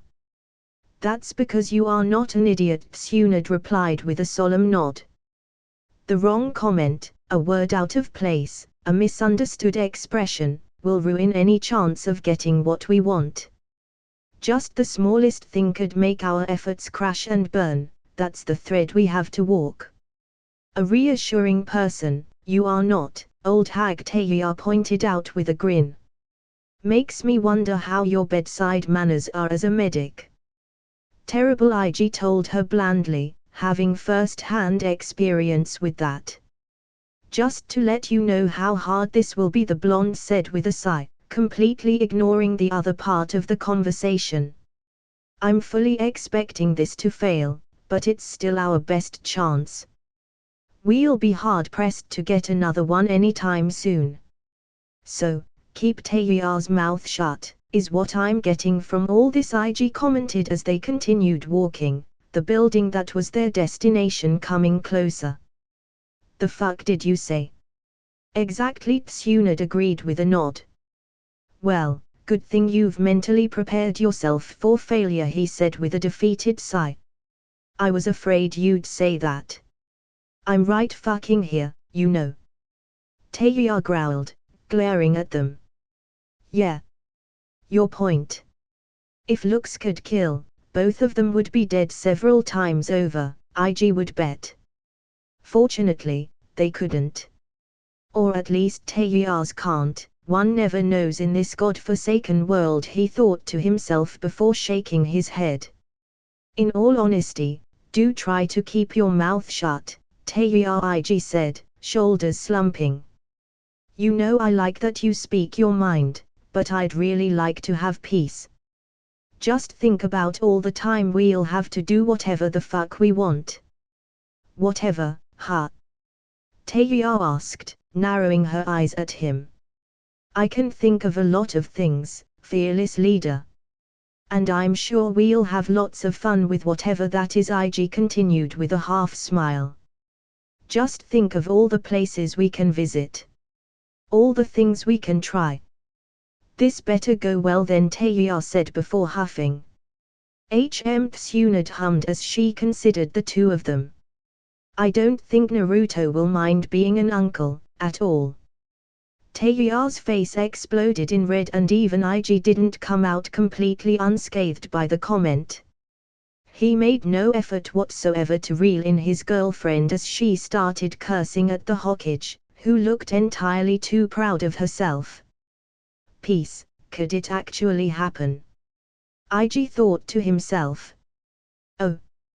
Did you have to make us wait? Tsunade Mitarumi greeted them first, for a definition of greeting, at least. The Mitsukage liberally expressed her annoyance in her face. Typical Konoha nin, thinking they are more important than the rest, Onaki grumbled under his breath, but there was no actual malice in there, IG found.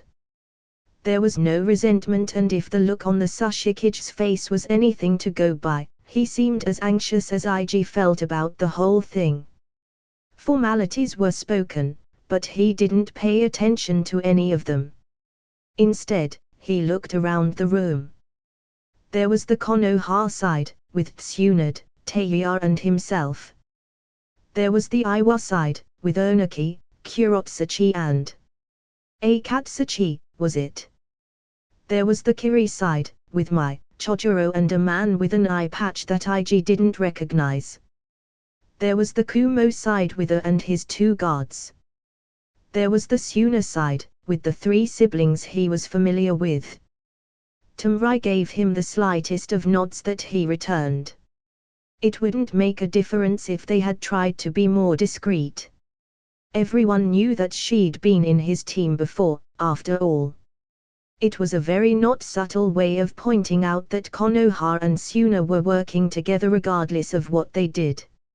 IG didn't focus on her too much though, because there was something more important to look at. That was the rakeage.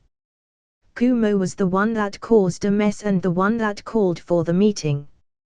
What was going on and what would they do? Konoha, Suna, Kiri and Iwa wanted peace, as far as IG could tell, some more than others but they did. Kumo was the unknown in the equation though, they were the ones he didn't know what they'd want or do. Are we boring you, Weaver? Onaki asked then, drawing attention to him, and IG gave the man a flat look. Yes, can we get on with it? He replied bluntly, because he really didn't care for formalities. Was it stupid to say things like that at a moment so crucial? Maybe, but he didn't care. What would change if the summit failed to get the results he wanted? Nothing, really. It was a chance to get the peace he wanted, and he was grateful for it, but he still didn't care all that much, he found. If the peace was so weak that a few words could make it crumble, then he didn't want it. He wanted it to last, to be strong and firm. He didn't want to live fearing when the peace would be broken. That'd make all his efforts pointless. Besides, if it failed, he was just where he'd been before the meeting, wasn't he? And here I thought we were going to go the polite route, fearless leader Teiya commented, a grin spreading over her face. Tsunade, meanwhile, brought a hand to her face and let out a suffering sigh. Well, the brats aren't wrong, the blonde said, deciding that she wasn't going to care either as she straightened her back and looked around the table.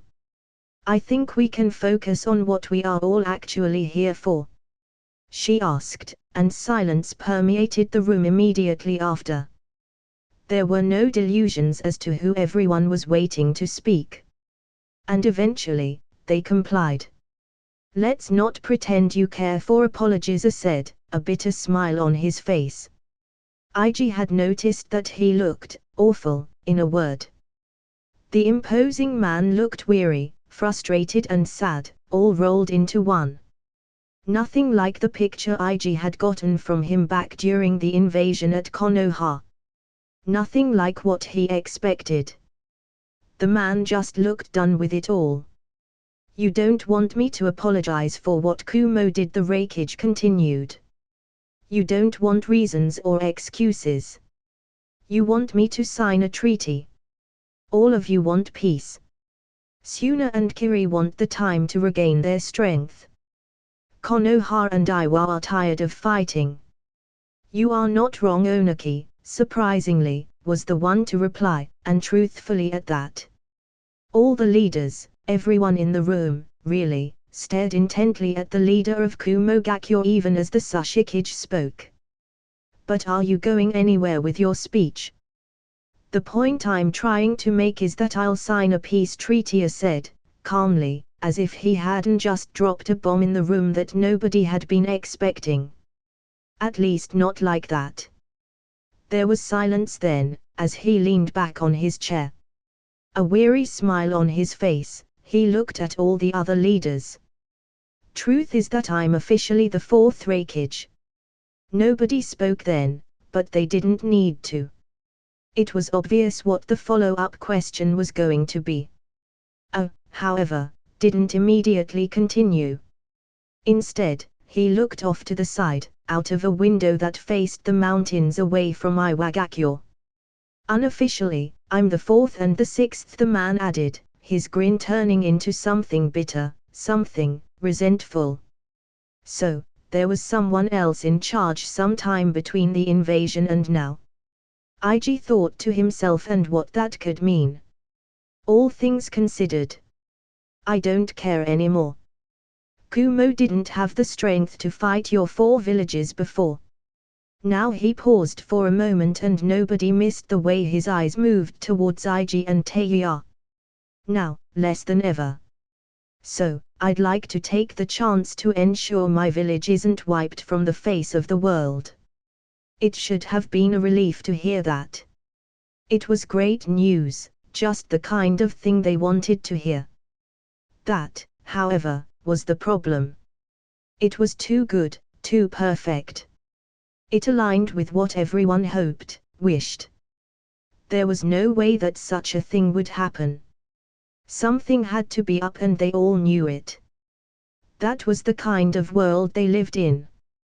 Perfect. Tsunade nodded, her expression blank. We can hash out the details then.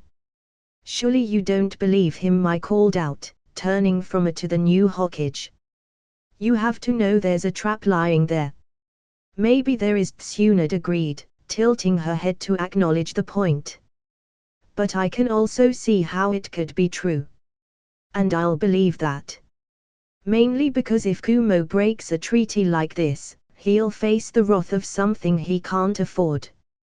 Treaties have been broken before, Gaara said, speaking more words than IG thought he had so far in a single sentence. Treaties will be broken in the future, he added. His voice was even, with no emotion behind it at all. IG was sure he wasn't actually arguing though, simply voicing an opinion, maybe playing the devil's advocate. The boy isn't wrong, Mai agreed, narrowing her eyes. War hasn't stopped people from going to war before. She isn't talking about war, Onaki said then, his own eyes almost closed as he regarded Tsunade. What are you talking about? Mai asked, clearly very confused all of a sudden, as she turned towards the Sushikage.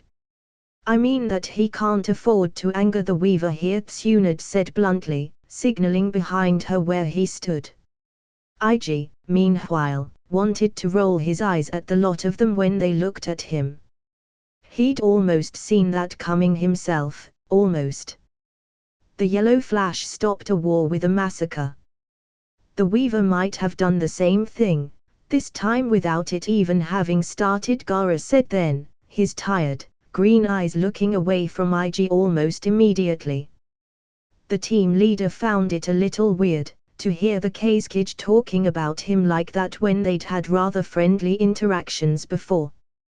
Which reminds me, I should spend some time with him, IG mused to himself, uncaring of the attention he was getting.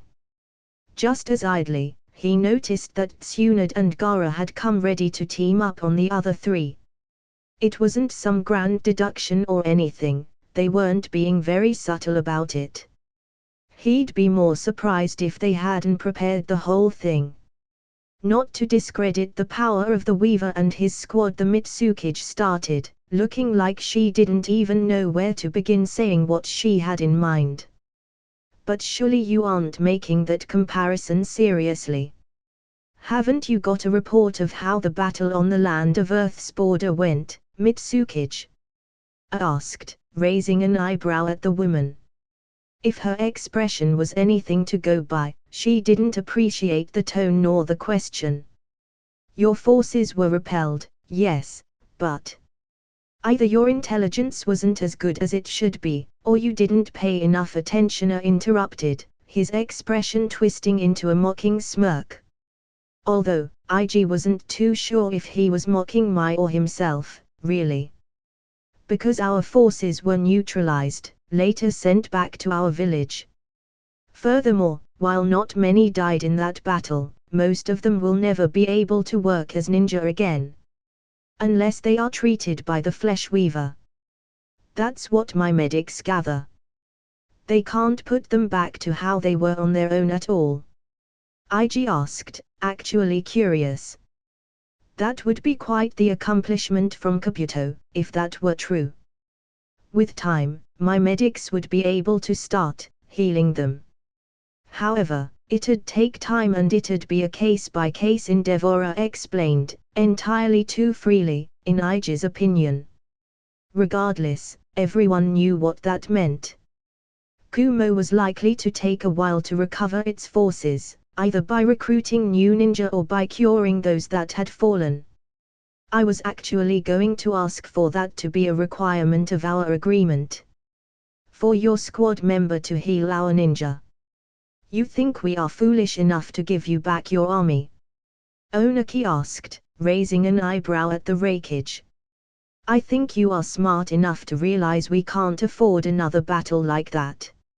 Especially not one that would have our forces crippled, for certain, argued, and Ig wasn't sure, but he thought the wreckage was doing an admirable job at keeping how much the situation and having to say what he was saying affected him. It couldn't be easy to look at his fellow Kiges in the face and tell them he was scared of going to war because of what a teenager and his team had done to him and his people. His guards were certainly more expressive on the matter. Surprisingly, after that, Mai seemed to relax on her seat, leaning back and looking around. Her previous anger, annoyance, or whatever it was that she was showing vanished instantly as if never were there. An act. Ig deduced quickly. Either that, or something had really changed her mind that quick, but that was unlikely. Never stood a semblance of a chance to get that sword back, did we? She asked then, a wry smile on her face. God, am I glad that we made a deal to get it through other means. And once the world isn't a step away from crashing and burning, I'll be sure to uphold it, Ig told her, which actually made her grin grow. Not very concerned with how the conversation is going. Onaki asked, and he couldn't help but chuckle at that. Doing this has been my goal for a while. It'd be silly to be worried about that now, Ig said, regarding all of them with a slight smile. I thought I'd have to be at this for a lot longer to get there, but I'm not complaining. I want to know, however, started, looking at the other Kiges, his expression not really showing anything. Are you all fine with Konoha holding such an asset? I think you misunderstand, Tsunade started then, grinning widely and chuckling as she shook her head. We hold nothing. He'll smack us around if we are the ones to break this treaty, should it happen. You got that right, old hag Taya said, looking like she'd prefer nothing more than to start cackling madly right then and there. When everyone looked at him, Ig simply gave them a wide smile, because his girlfriend wasn't wrong. I want peace, he said, relaxed but firm. That and the safety of the people I care about are all that I want. Give that to me, and you can do whatever the fuck you want. How does this align with you going after Akatsuki? I asked then, and Ig's calm expression crumbled, leaving place to a glare. The nerve of the man, to bring that up when his people had been the ones to use that against him. Or maybe it was someone else, Ig reasoned, even if it didn't make him feel better. He did say there was another wreckage there in the middle. The Jinchuriki of the Nine Tails is all but family to me, and Gara right there is a friend, Ig said, almost leaving it at that. It was that simple, really, but he knew the Kiges wouldn't be happy with just that. Akatsuki is a danger to them, so I'll take care of them. He could tell his words brought pause to all five of them. They hadn't known, it seemed. Few had, he supposed. In a way, he hadn't been very clear with how or why he did things. His reasoning hadn't been something he'd broadcasted, really. And now they all knew, all five Kiges were aware, that he was only targeting Akatsuki because they were a danger to people he cared about. It was not to protect his village or assets of it. It wasn't to show strength or gather bounties. Nothing he'd done had ever been about duty or love for his village per se. He liked Konoha well enough, but he would never have gone so far for it. He'd never have risked the void for it or the majority of its people. His family though, his friends. Those he could risk it for. And now the leaders of the world knew that he'd become what he had to be, a guardian, not a soldier. As good a time as any, don't you think? Fearless leader Taeya said from his side, grin still in place even as everyone's attention was turned towards them. Even Tsunade, who was still facing forward in front of them, was likely paying close attention. I guess so, IG agreed, and with a twitch of his hand, there was a puff of smoke that appeared on his shoulder. Nobody reacted, which was a surprise on its own. Father, mother, he greeted, his eyes still on the cages in front of him. The elders of the Spider clan moved and took in the scene. So, you've finally, mother started. Decided to accept. Father finished. The time is right, I think, IG agreed with a nod. Then, from a storage seal on the inside of his coat, he pulled out a little something. Just a piece of metal with a single word. As he did, Father moved to his arm and pulled out the Konoha headband he'd always worn there. Mother moved afterwards, helping him attach the new one there. Kinyu, the kanji on his new protector read. Silk. Hopefully you aren't too offended, Tsunade, he said as he juggled his old forehead protector in his hand. It was probably the one piece of his outfit he'd never truly changed. It was old, the shining had dulled and the engraving was almost faded. But I think this is for the best, he added, throwing the thing on the table in front of his new Hokage. Well, I lost that bet too, it seems, the woman chuckled, and IG felt his eyebrows raise. The old man said you'd do this. I did too, but I thought you'd wait a little longer. Well, she continued, the last part coming out a little louder and directed to the rest of the room. Take from that what you will, she said, smirking at her fellow Kages while they tried to wrap their heads about this new development together with what he'd said before. Onaki in specific took IG slightly off guard. The old man was staring intently at him for a long moment, which wasn't so surprising by itself. However, after that, the man smiled and leaned back on his chair. Whatever had crossed the man's mind, or whatever he'd found during his observation, he was fine with. It was subtle and it was small, but it still confused IG slightly. Then there was Gaara, who didn't react at all. However, IG caught an almost fond smile on Tamrai's face before it vanished. Then he heard as Gaara's sand settled. A faint, almost unnoticeable sound that had been present during the whole meeting suddenly went silent. The Mitsukage, for her part, seemed to give the entire issue all the thought it was due. Which was strange on its own, or maybe it was better to say it was strange that none of the others seemed to be doing so. He couldn't read what conclusion she arrived at on her face, but she didn't look displeased, which he took as a win. Was the most interesting though. He didn't react at all. He didn't seem to think it through. He didn't even seem to arrive at any conclusion. The Reikage instead just sat there, looking done with it all, as if he wanted nothing more than to go back home and sleep for months. It struck IG because he was familiar with that look. It was the same look he'd had himself after his fight with Kakuzu. You'll be impartial? Asked, drawing everyone's attention to him before they turned to IG. The boy, meanwhile, gave him a smirk. If there's peace, those I care about are as safe as they can be in this world. So, yes, I'll be impartial. I care little for anything that doesn't involve them in some way, he explained simply. Maybe it's selfish, or naive, or stupid, but it's my thought process. Don't be stupid, is the general gist of it, Tsunade finished, drawing a snort from Taeya.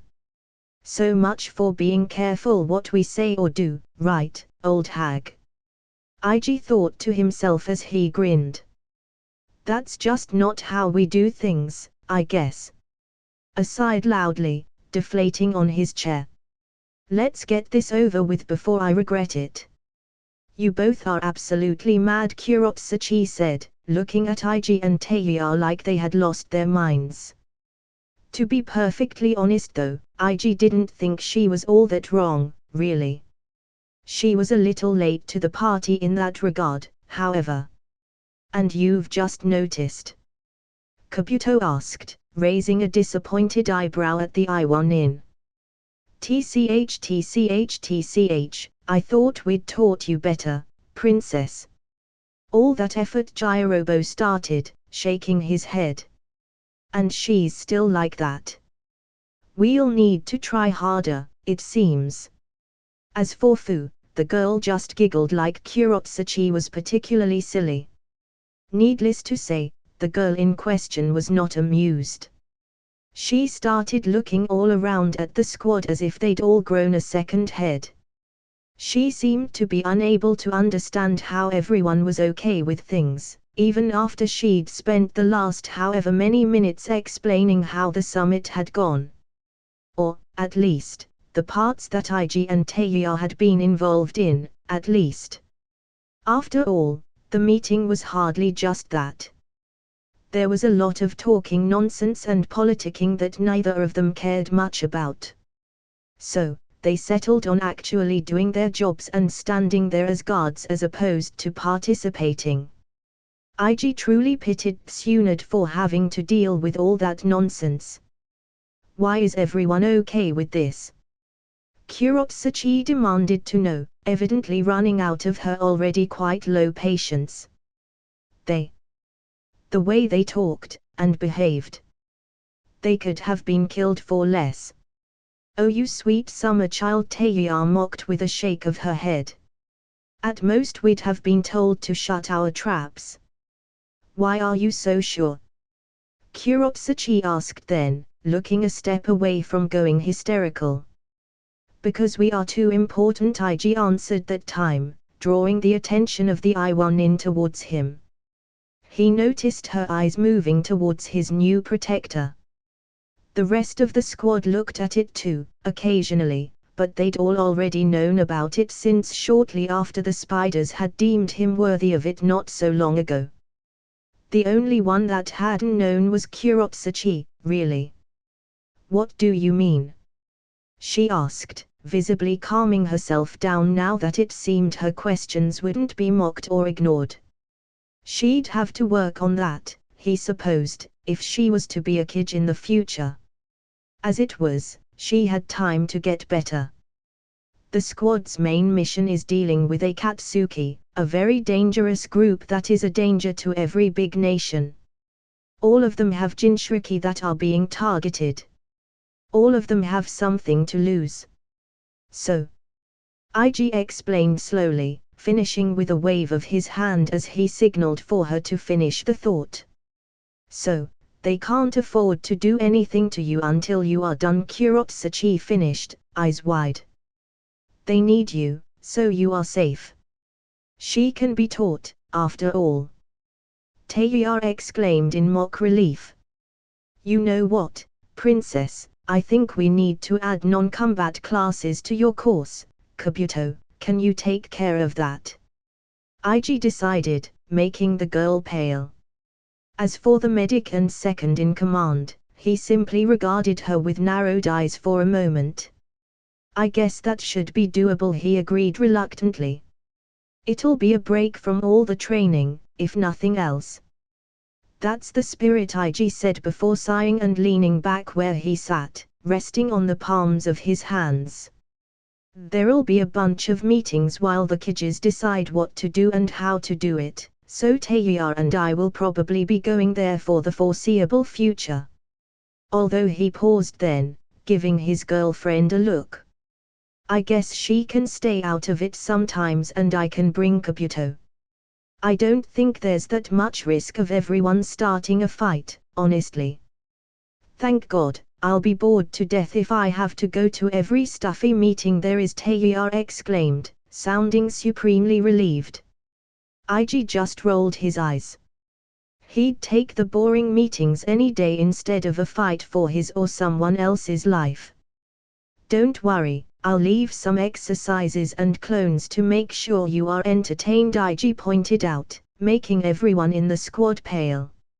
For his part, he gave them a warm smile. Wouldn't want you guys to get too complacent or anything, right? Couldn't keep your mouth fucking shut, could you? Kurotsuchi hissed at Teiya, who for once didn't shoot something right back. Instead, she grimaced. Not like he would have let us laze around, you know. The redhead grumbled instead, drawing a similar expression from the Iwanin. Then both of them, together with the other 3 members of the team, sighed in unison. You know me so well, IG said, mock swooning and making Teiya's eye twitch in annoyance. When she glared at him, face turning red, he simply grinned right back, unafraid. Off to the side, Fu snickered, drawing Teiya's irate look towards her. Anyway, I think I'll be taking some time off soon. There's stuff that I want to do and I'll see how that goes, he informed them. So, you can do whatever at those times too, just so you can start thinking about what to do. His words, however, were met with distrust. Not that he was surprised. Whenever he said anything that implied training wouldn't happen, or would be lighter, the squad seemed to go all suspicious on him. Hell, he hadn't even given them a reason for it, since all the times he'd done so he'd been truthful. Rolling his eyes, he unsealed his guitar. A small break before training, he announced then, getting ready to start playing. Oh. Not long after that, IG found himself doing exactly what he said he would. Walking down the streets of Iowa on his own, he made his way towards one of the guest houses that had been pointed out for him. As for the team, Kabuto and Jirobo were doing some light work of their own. The former tinkering with puppets and the latter working with his mindscape once more. The Earth Release user was fairly motivated to get his curse mark under control, it seemed. Not that he was the only one, since Teiya also put a good amount of time on that, but the guy seemed especially determined to get that.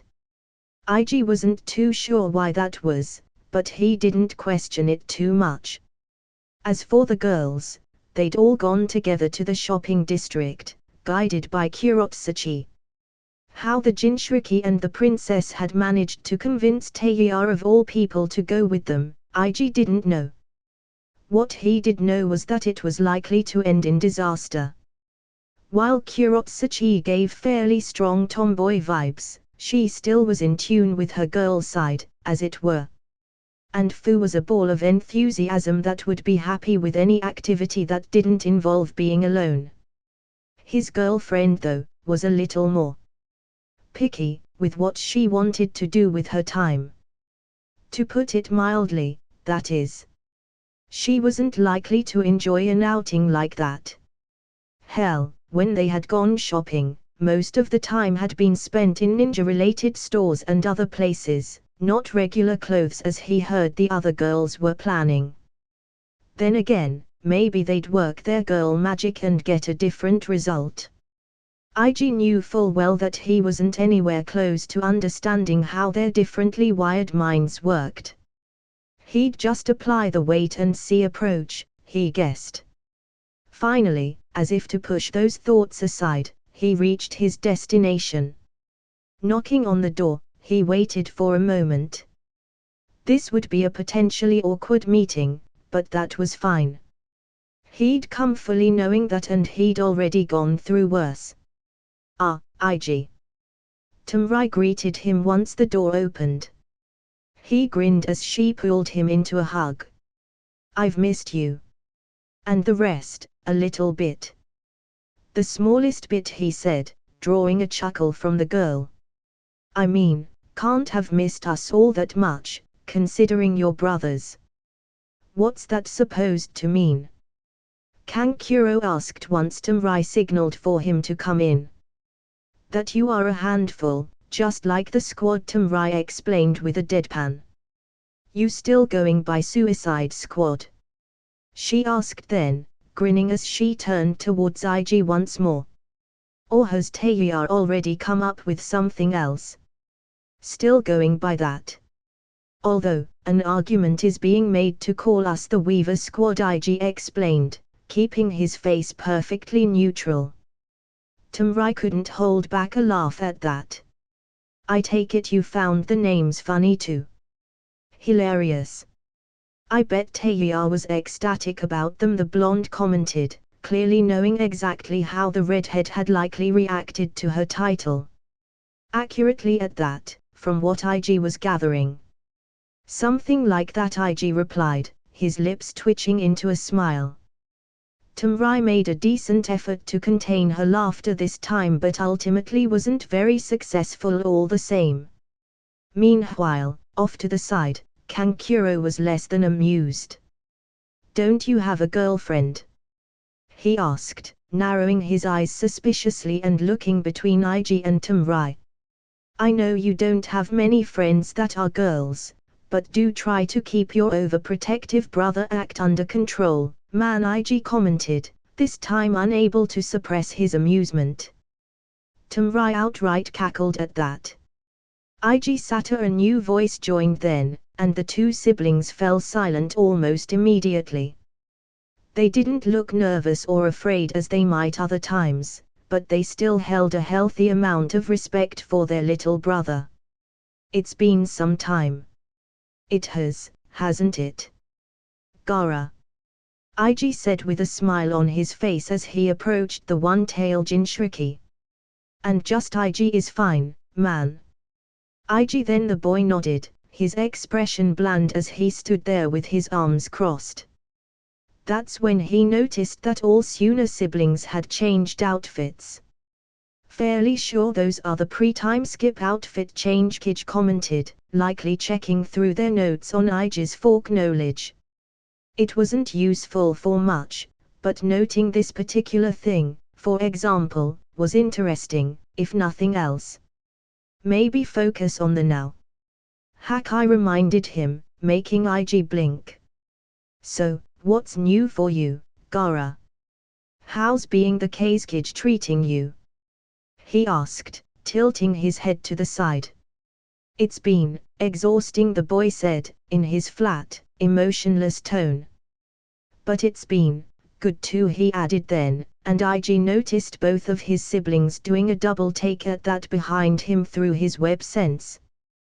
People act differently now. They are still afraid, but there's something else there too. Respect. IG offered, making the Jinchuriki tilt his head and consider that. Could be, Gaara replied, although he didn't sound very sure. Can I offer you tea? You can prepare tea? IG asked, blinking with his eyes widening slightly. Last time they met, Gaara couldn't cook anything to save his life. And sure, that's good for me. I learned, helps with long days of paperwork, Gaara said with a shrug. Then the boy started walking towards where IG guessed was the kitchen of the house. Not coffee? He asked, following along. Just remembering those days living off of the bitter stuff almost made him shudder. He really hoped he'd never have to depend on that drink. Coffee is not something that I enjoy, Gaara commented, as he started working. IG meanwhile leaned against the frame of the door that went to the kitchen, with the other two siblings taking a seat at the table in the dining room. The pair seemed to have decided to give their brother and his friends some time alone. It was appreciated, since it had truly been too long since IG had spent time with Gaara. It's a necessity sometimes, however. Tell me about it. If I never need to take that stuff again, it'll be too soon, IG grumbled, his face twisting in distaste at the memories. I needed some of that when work piled up and I hated it. I can understand that sentiment, Gaara replied. Back to the original question though, it's been different since I became the new Kage. I also think that my changed attitude has helped people be less afraid of me, perhaps. I'm not entirely sure, if I'm honest. I mean, I think people have to have noticed that you use your killer intent less. That's a fairly obvious thing, even to civilians, IG noted, considering how that could have been. Since he'd never actually witnessed anything that was talked about, not even been to Suna at all, he didn't have all that much information to work with, really. I'm glad things have been going well for you. They have, Gaara agreed with a nod, turning around with a tray and the tea ready. Konoha has been most helpful with my people, something that they've been reluctantly grateful for. People are stubborn, IG nodded back, following him to the table this time and taking a cup that was offered to him. They'll come around. They will, Gaara replied, sounding completely sure this time. Some have already started, I gather. It's difficult to tell sometimes. Well, my squad is bound to go to Suna at some point. Maybe we can do some intelligence gathering while we are there, IG offered, half joking. That'd be appreciated, the Kage said though, as if he were completely serious. IG supposed he should have seen that coming, but well, it was what it was. So, how were things with Naruto? He asked then, drawing a groan from Kankuro. Good, it seemed his brother was making him proud. Well, he's certainly lively, Tamrai commented with a smirk. Shame we couldn't bring him here, but bringing Konoha's Jinchuriki would be troublesome, I get it, IG nodded. Was he sent back home? He would have, but the summit was too short notice and moving a Jinchuriki now needs a lot more power than we could spare without preparation, Gaara said, to which IG nodded. It was what it was, he supposed. He had fun setting up seals everywhere though, Tamrai pointed out with a grin. Not even our own citizens were safe, if you know what I mean. I do, unfortunately, IG chuckled, shaking his head. Any highlights? Oh, too many to count. Your brother is a menace. Oh. Any idea what this is about? Kabuto asked as they walked down a street towards one of the guest houses once more. It was a valid question, because while IG had already had plans to approach these people, getting an invitation had caught him off guard a little. No idea, he replied with a shrug. Guess we'll see. Doubt it would be anything bad, honestly. You are a little too relaxed, I'd say, Kabuto noted, to which IG shrugged again with a smile. With all that's going on, this meeting is probably the least worrying thing happening, he said, looking ahead as he walked. He was being honest too. Akatsuki's silence was concerning. Peace actually being on the table was, well, not concerning per se, but certainly something that made him a little nervous. Kumo still worried him, even with what was being said and done. Kiri was, truly, not as high up on his list of things that made him uneasy. I guess I can understand that, Kabuto nodded, even if he looked like he didn't quite feel the same. He'd get it eventually, IG was sure. Or maybe not. Regardless, it was nice to have someone to worry about the little things. It allowed him to do so for the bigger stuff. We are here, the medic said, looking at the door. Should we wait? He started, before grimacing as IG knocked without a care. Much quicker this way, IG said with a shrug. Do you live to try to give me heart attacks? The ex-spy asked. I mean, I'm sure you could save yourself from those. You'll be fine, IG replied, drawing a very unimpressed expression from his second-in-command. To that, he just chuckled. Ah, Weaver Chowdhury greeted, once he opened the door. He still seemed like a nervous guy, apparently. That was fine. IG preferred that to an antagonistic person any day of the week. Please do come in, Mitsukichi-sama has been waiting for you. Thanks for coming so quickly, Mai herself said once they walked in and were taken to the table she sat at. Taking the seats opposite to her, with Kabuto to his right, IG looked at her and raised an eyebrow. Want to get straight to the point, huh? I don't like formalities and beating around the bush all that much, IG answered with a shrug. It's time wasted that I could use for other things. In friendly chats, maybe, but when I'm meant to be talking business, nah. Understandable, Mai replied, nodding and taking a moment for herself. IG wondered if she really needed to think about what she was going to say, or if it was a calculated move. Alternatively, maybe he'd thrown her off a little by being so direct. Who knew? I don't want to talk about New Ivory, as you may have thought. Oh. He wasn't exactly expecting that to be what she wanted to speak about with them, but he'd admit that the idea had popped up in his mind. However, considering that he'd brought it up during the summit to reassure her that he'd hold up on the deal they'd made some time ago, he hadn't thought it needed addressing once more.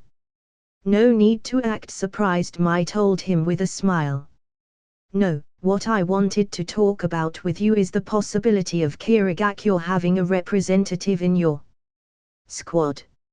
I'll admit that wasn't within my guesses, IG replied, blinking as he processed that.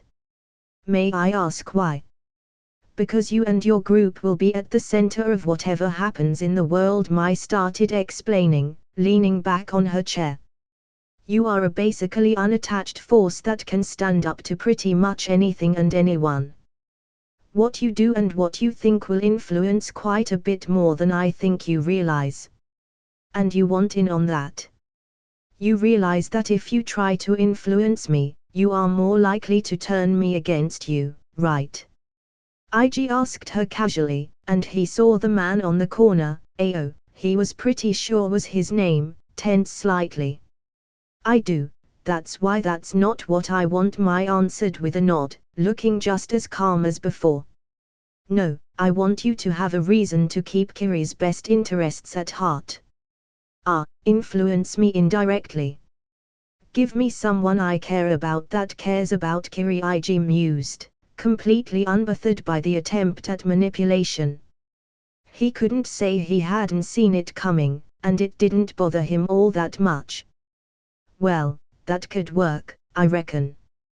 IG. What? It's a good plan, he told Kabuto, not taking his eyes off of Mai. Besides, she knows that it can only help her so long as it doesn't go against any of my other interests. Indeed, the Mitsukichi agreed, looking slightly amused. And I imagine you'll receive similar requests from everyone outside of Konoha. I'd be surprised if Suna didn't have the Kazekage sister rejoin your group. And Iwa is likely to take your offer as a challenge of sorts. The guy that was listening in just left to deliver the new info, IG pointed out, making Ao turn sharply. You didn't seriously expect me coming here to not draw attention, right? He asked with a chuckle before turning towards a seemingly empty corner. It's fine. No worries, man. Just tell the old man that it'd be better if he just asked to join the meeting or something. There's no need to be sneaky about everything, he said, rolling his eyes. You were aware that there were spies around? Ao asked curtly. Of course I was, IG shot back with an amused grin. You weren't. That got the man to grit his teeth, but he was silenced by a gesture from the Mitsukichi before he could actually say anything. So, about this offer. Well, I'd like to offer one of my ninja to your squad, as I said, Mai said, seeming to think about it for a moment. I'd offer more, but you must have noticed that everyone seems to be busy. Ironically, the closer we are to peace, the more we need to work.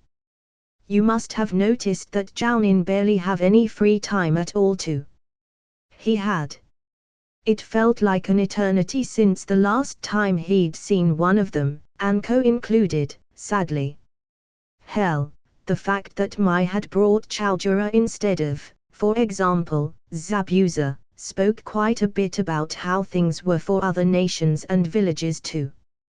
With some luck, the period of unrest would pass soon. I don't think the squad would work quite as well if we had a whole lot of people, anyway, IG replied with a shrug, giving Kabuto a look to see if he agreed.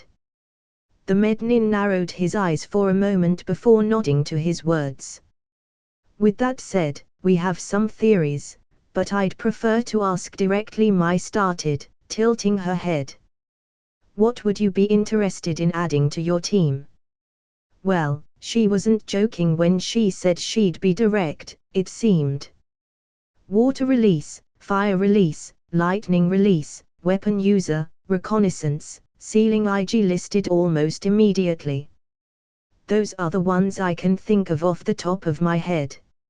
Evidently, he'd caught her off guard with how quickly he'd come up with those. It was something he'd given thought to before though, what his team lacked. When Mai frowned a second later, he smirked. I can cover some of those myself, but that's not what I want. I want my team to be able to cover every base by themselves without me, IG explained before she could even ask. To that, the Mitsukage nodded slowly. Well, it's good to see you are so open to the idea, the woman commented, visibly pleased with how things had gone so far. I'll see who we can find to offer that'll cover some of those and possibly others, she added, but IG could see that there were gears turning in her head. It was likely she was getting what he had implied instead of said. We'll be around for quite some time. There's no need to hurry, really, he told her with a shrug. At least, he hoped they'd be around for a while. One never knew in the world they lived in. The acknowledging nod that the Mitsukage gave him was equal parts agreeing and doubtful. Understandable, really. Now, if that was all, I actually wanted to talk about New Ivory, IG started, making the woman and the two Kirinin straighten up. Not to get your hopes up too much though, I won't be returning it just yet. I wanted to assuage some of your worries though, by giving a semi-fixed date for it. Oh. Once Akatsuki has been dealt with, I'll go to Kirigakure and look for someone to give the sword to, he informed them, and the Mitsukage nodded. Ao didn't look too happy with that, but IG cared little for what the man thought. That's sooner than we expected, Mai told him. Later than we wished, Ao said, seemingly unable to hold his tongue on that. The sharp look his Kage gave him made him withdraw into himself though. That's all I can offer at the moment, IG replied with a grimace of a smile. I need to be at my best to deal with these people. And that's perfectly understandable. I myself want to see them dealt with, especially with. Mai started before trailing off and seeming to decide that no, she wouldn't elaborate further. Well, I can safely say that this was a. Chaojura interrupted, looking very much like he'd prefer to have done literally anything else. When everyone turned towards him, he pointed to the window, where they saw a distraught Tamrai outside the entrance right before she knocked. IG was at the door before anyone else could move. IG, they told me you were here, she started, bringing up a scroll that he took from her immediately. Something was wrong, he could tell that much. The girl fell silent as he opened the scroll and started reading through it. As he did so, he found that there was, indeed, something very wrong going on. Sachigumo growled inside his mind and, for once, he didn't reel her in. Instead, he let her chakra wash over him. His eyes turned completely black and the dark blue chakra started building in him, almost immediately starting to pour out. His bloodlust was unleashed all around, only enhanced by the presence of a chakra beast that was just as displeased as he was. Ig Kabuto called, but he'd already flickered away.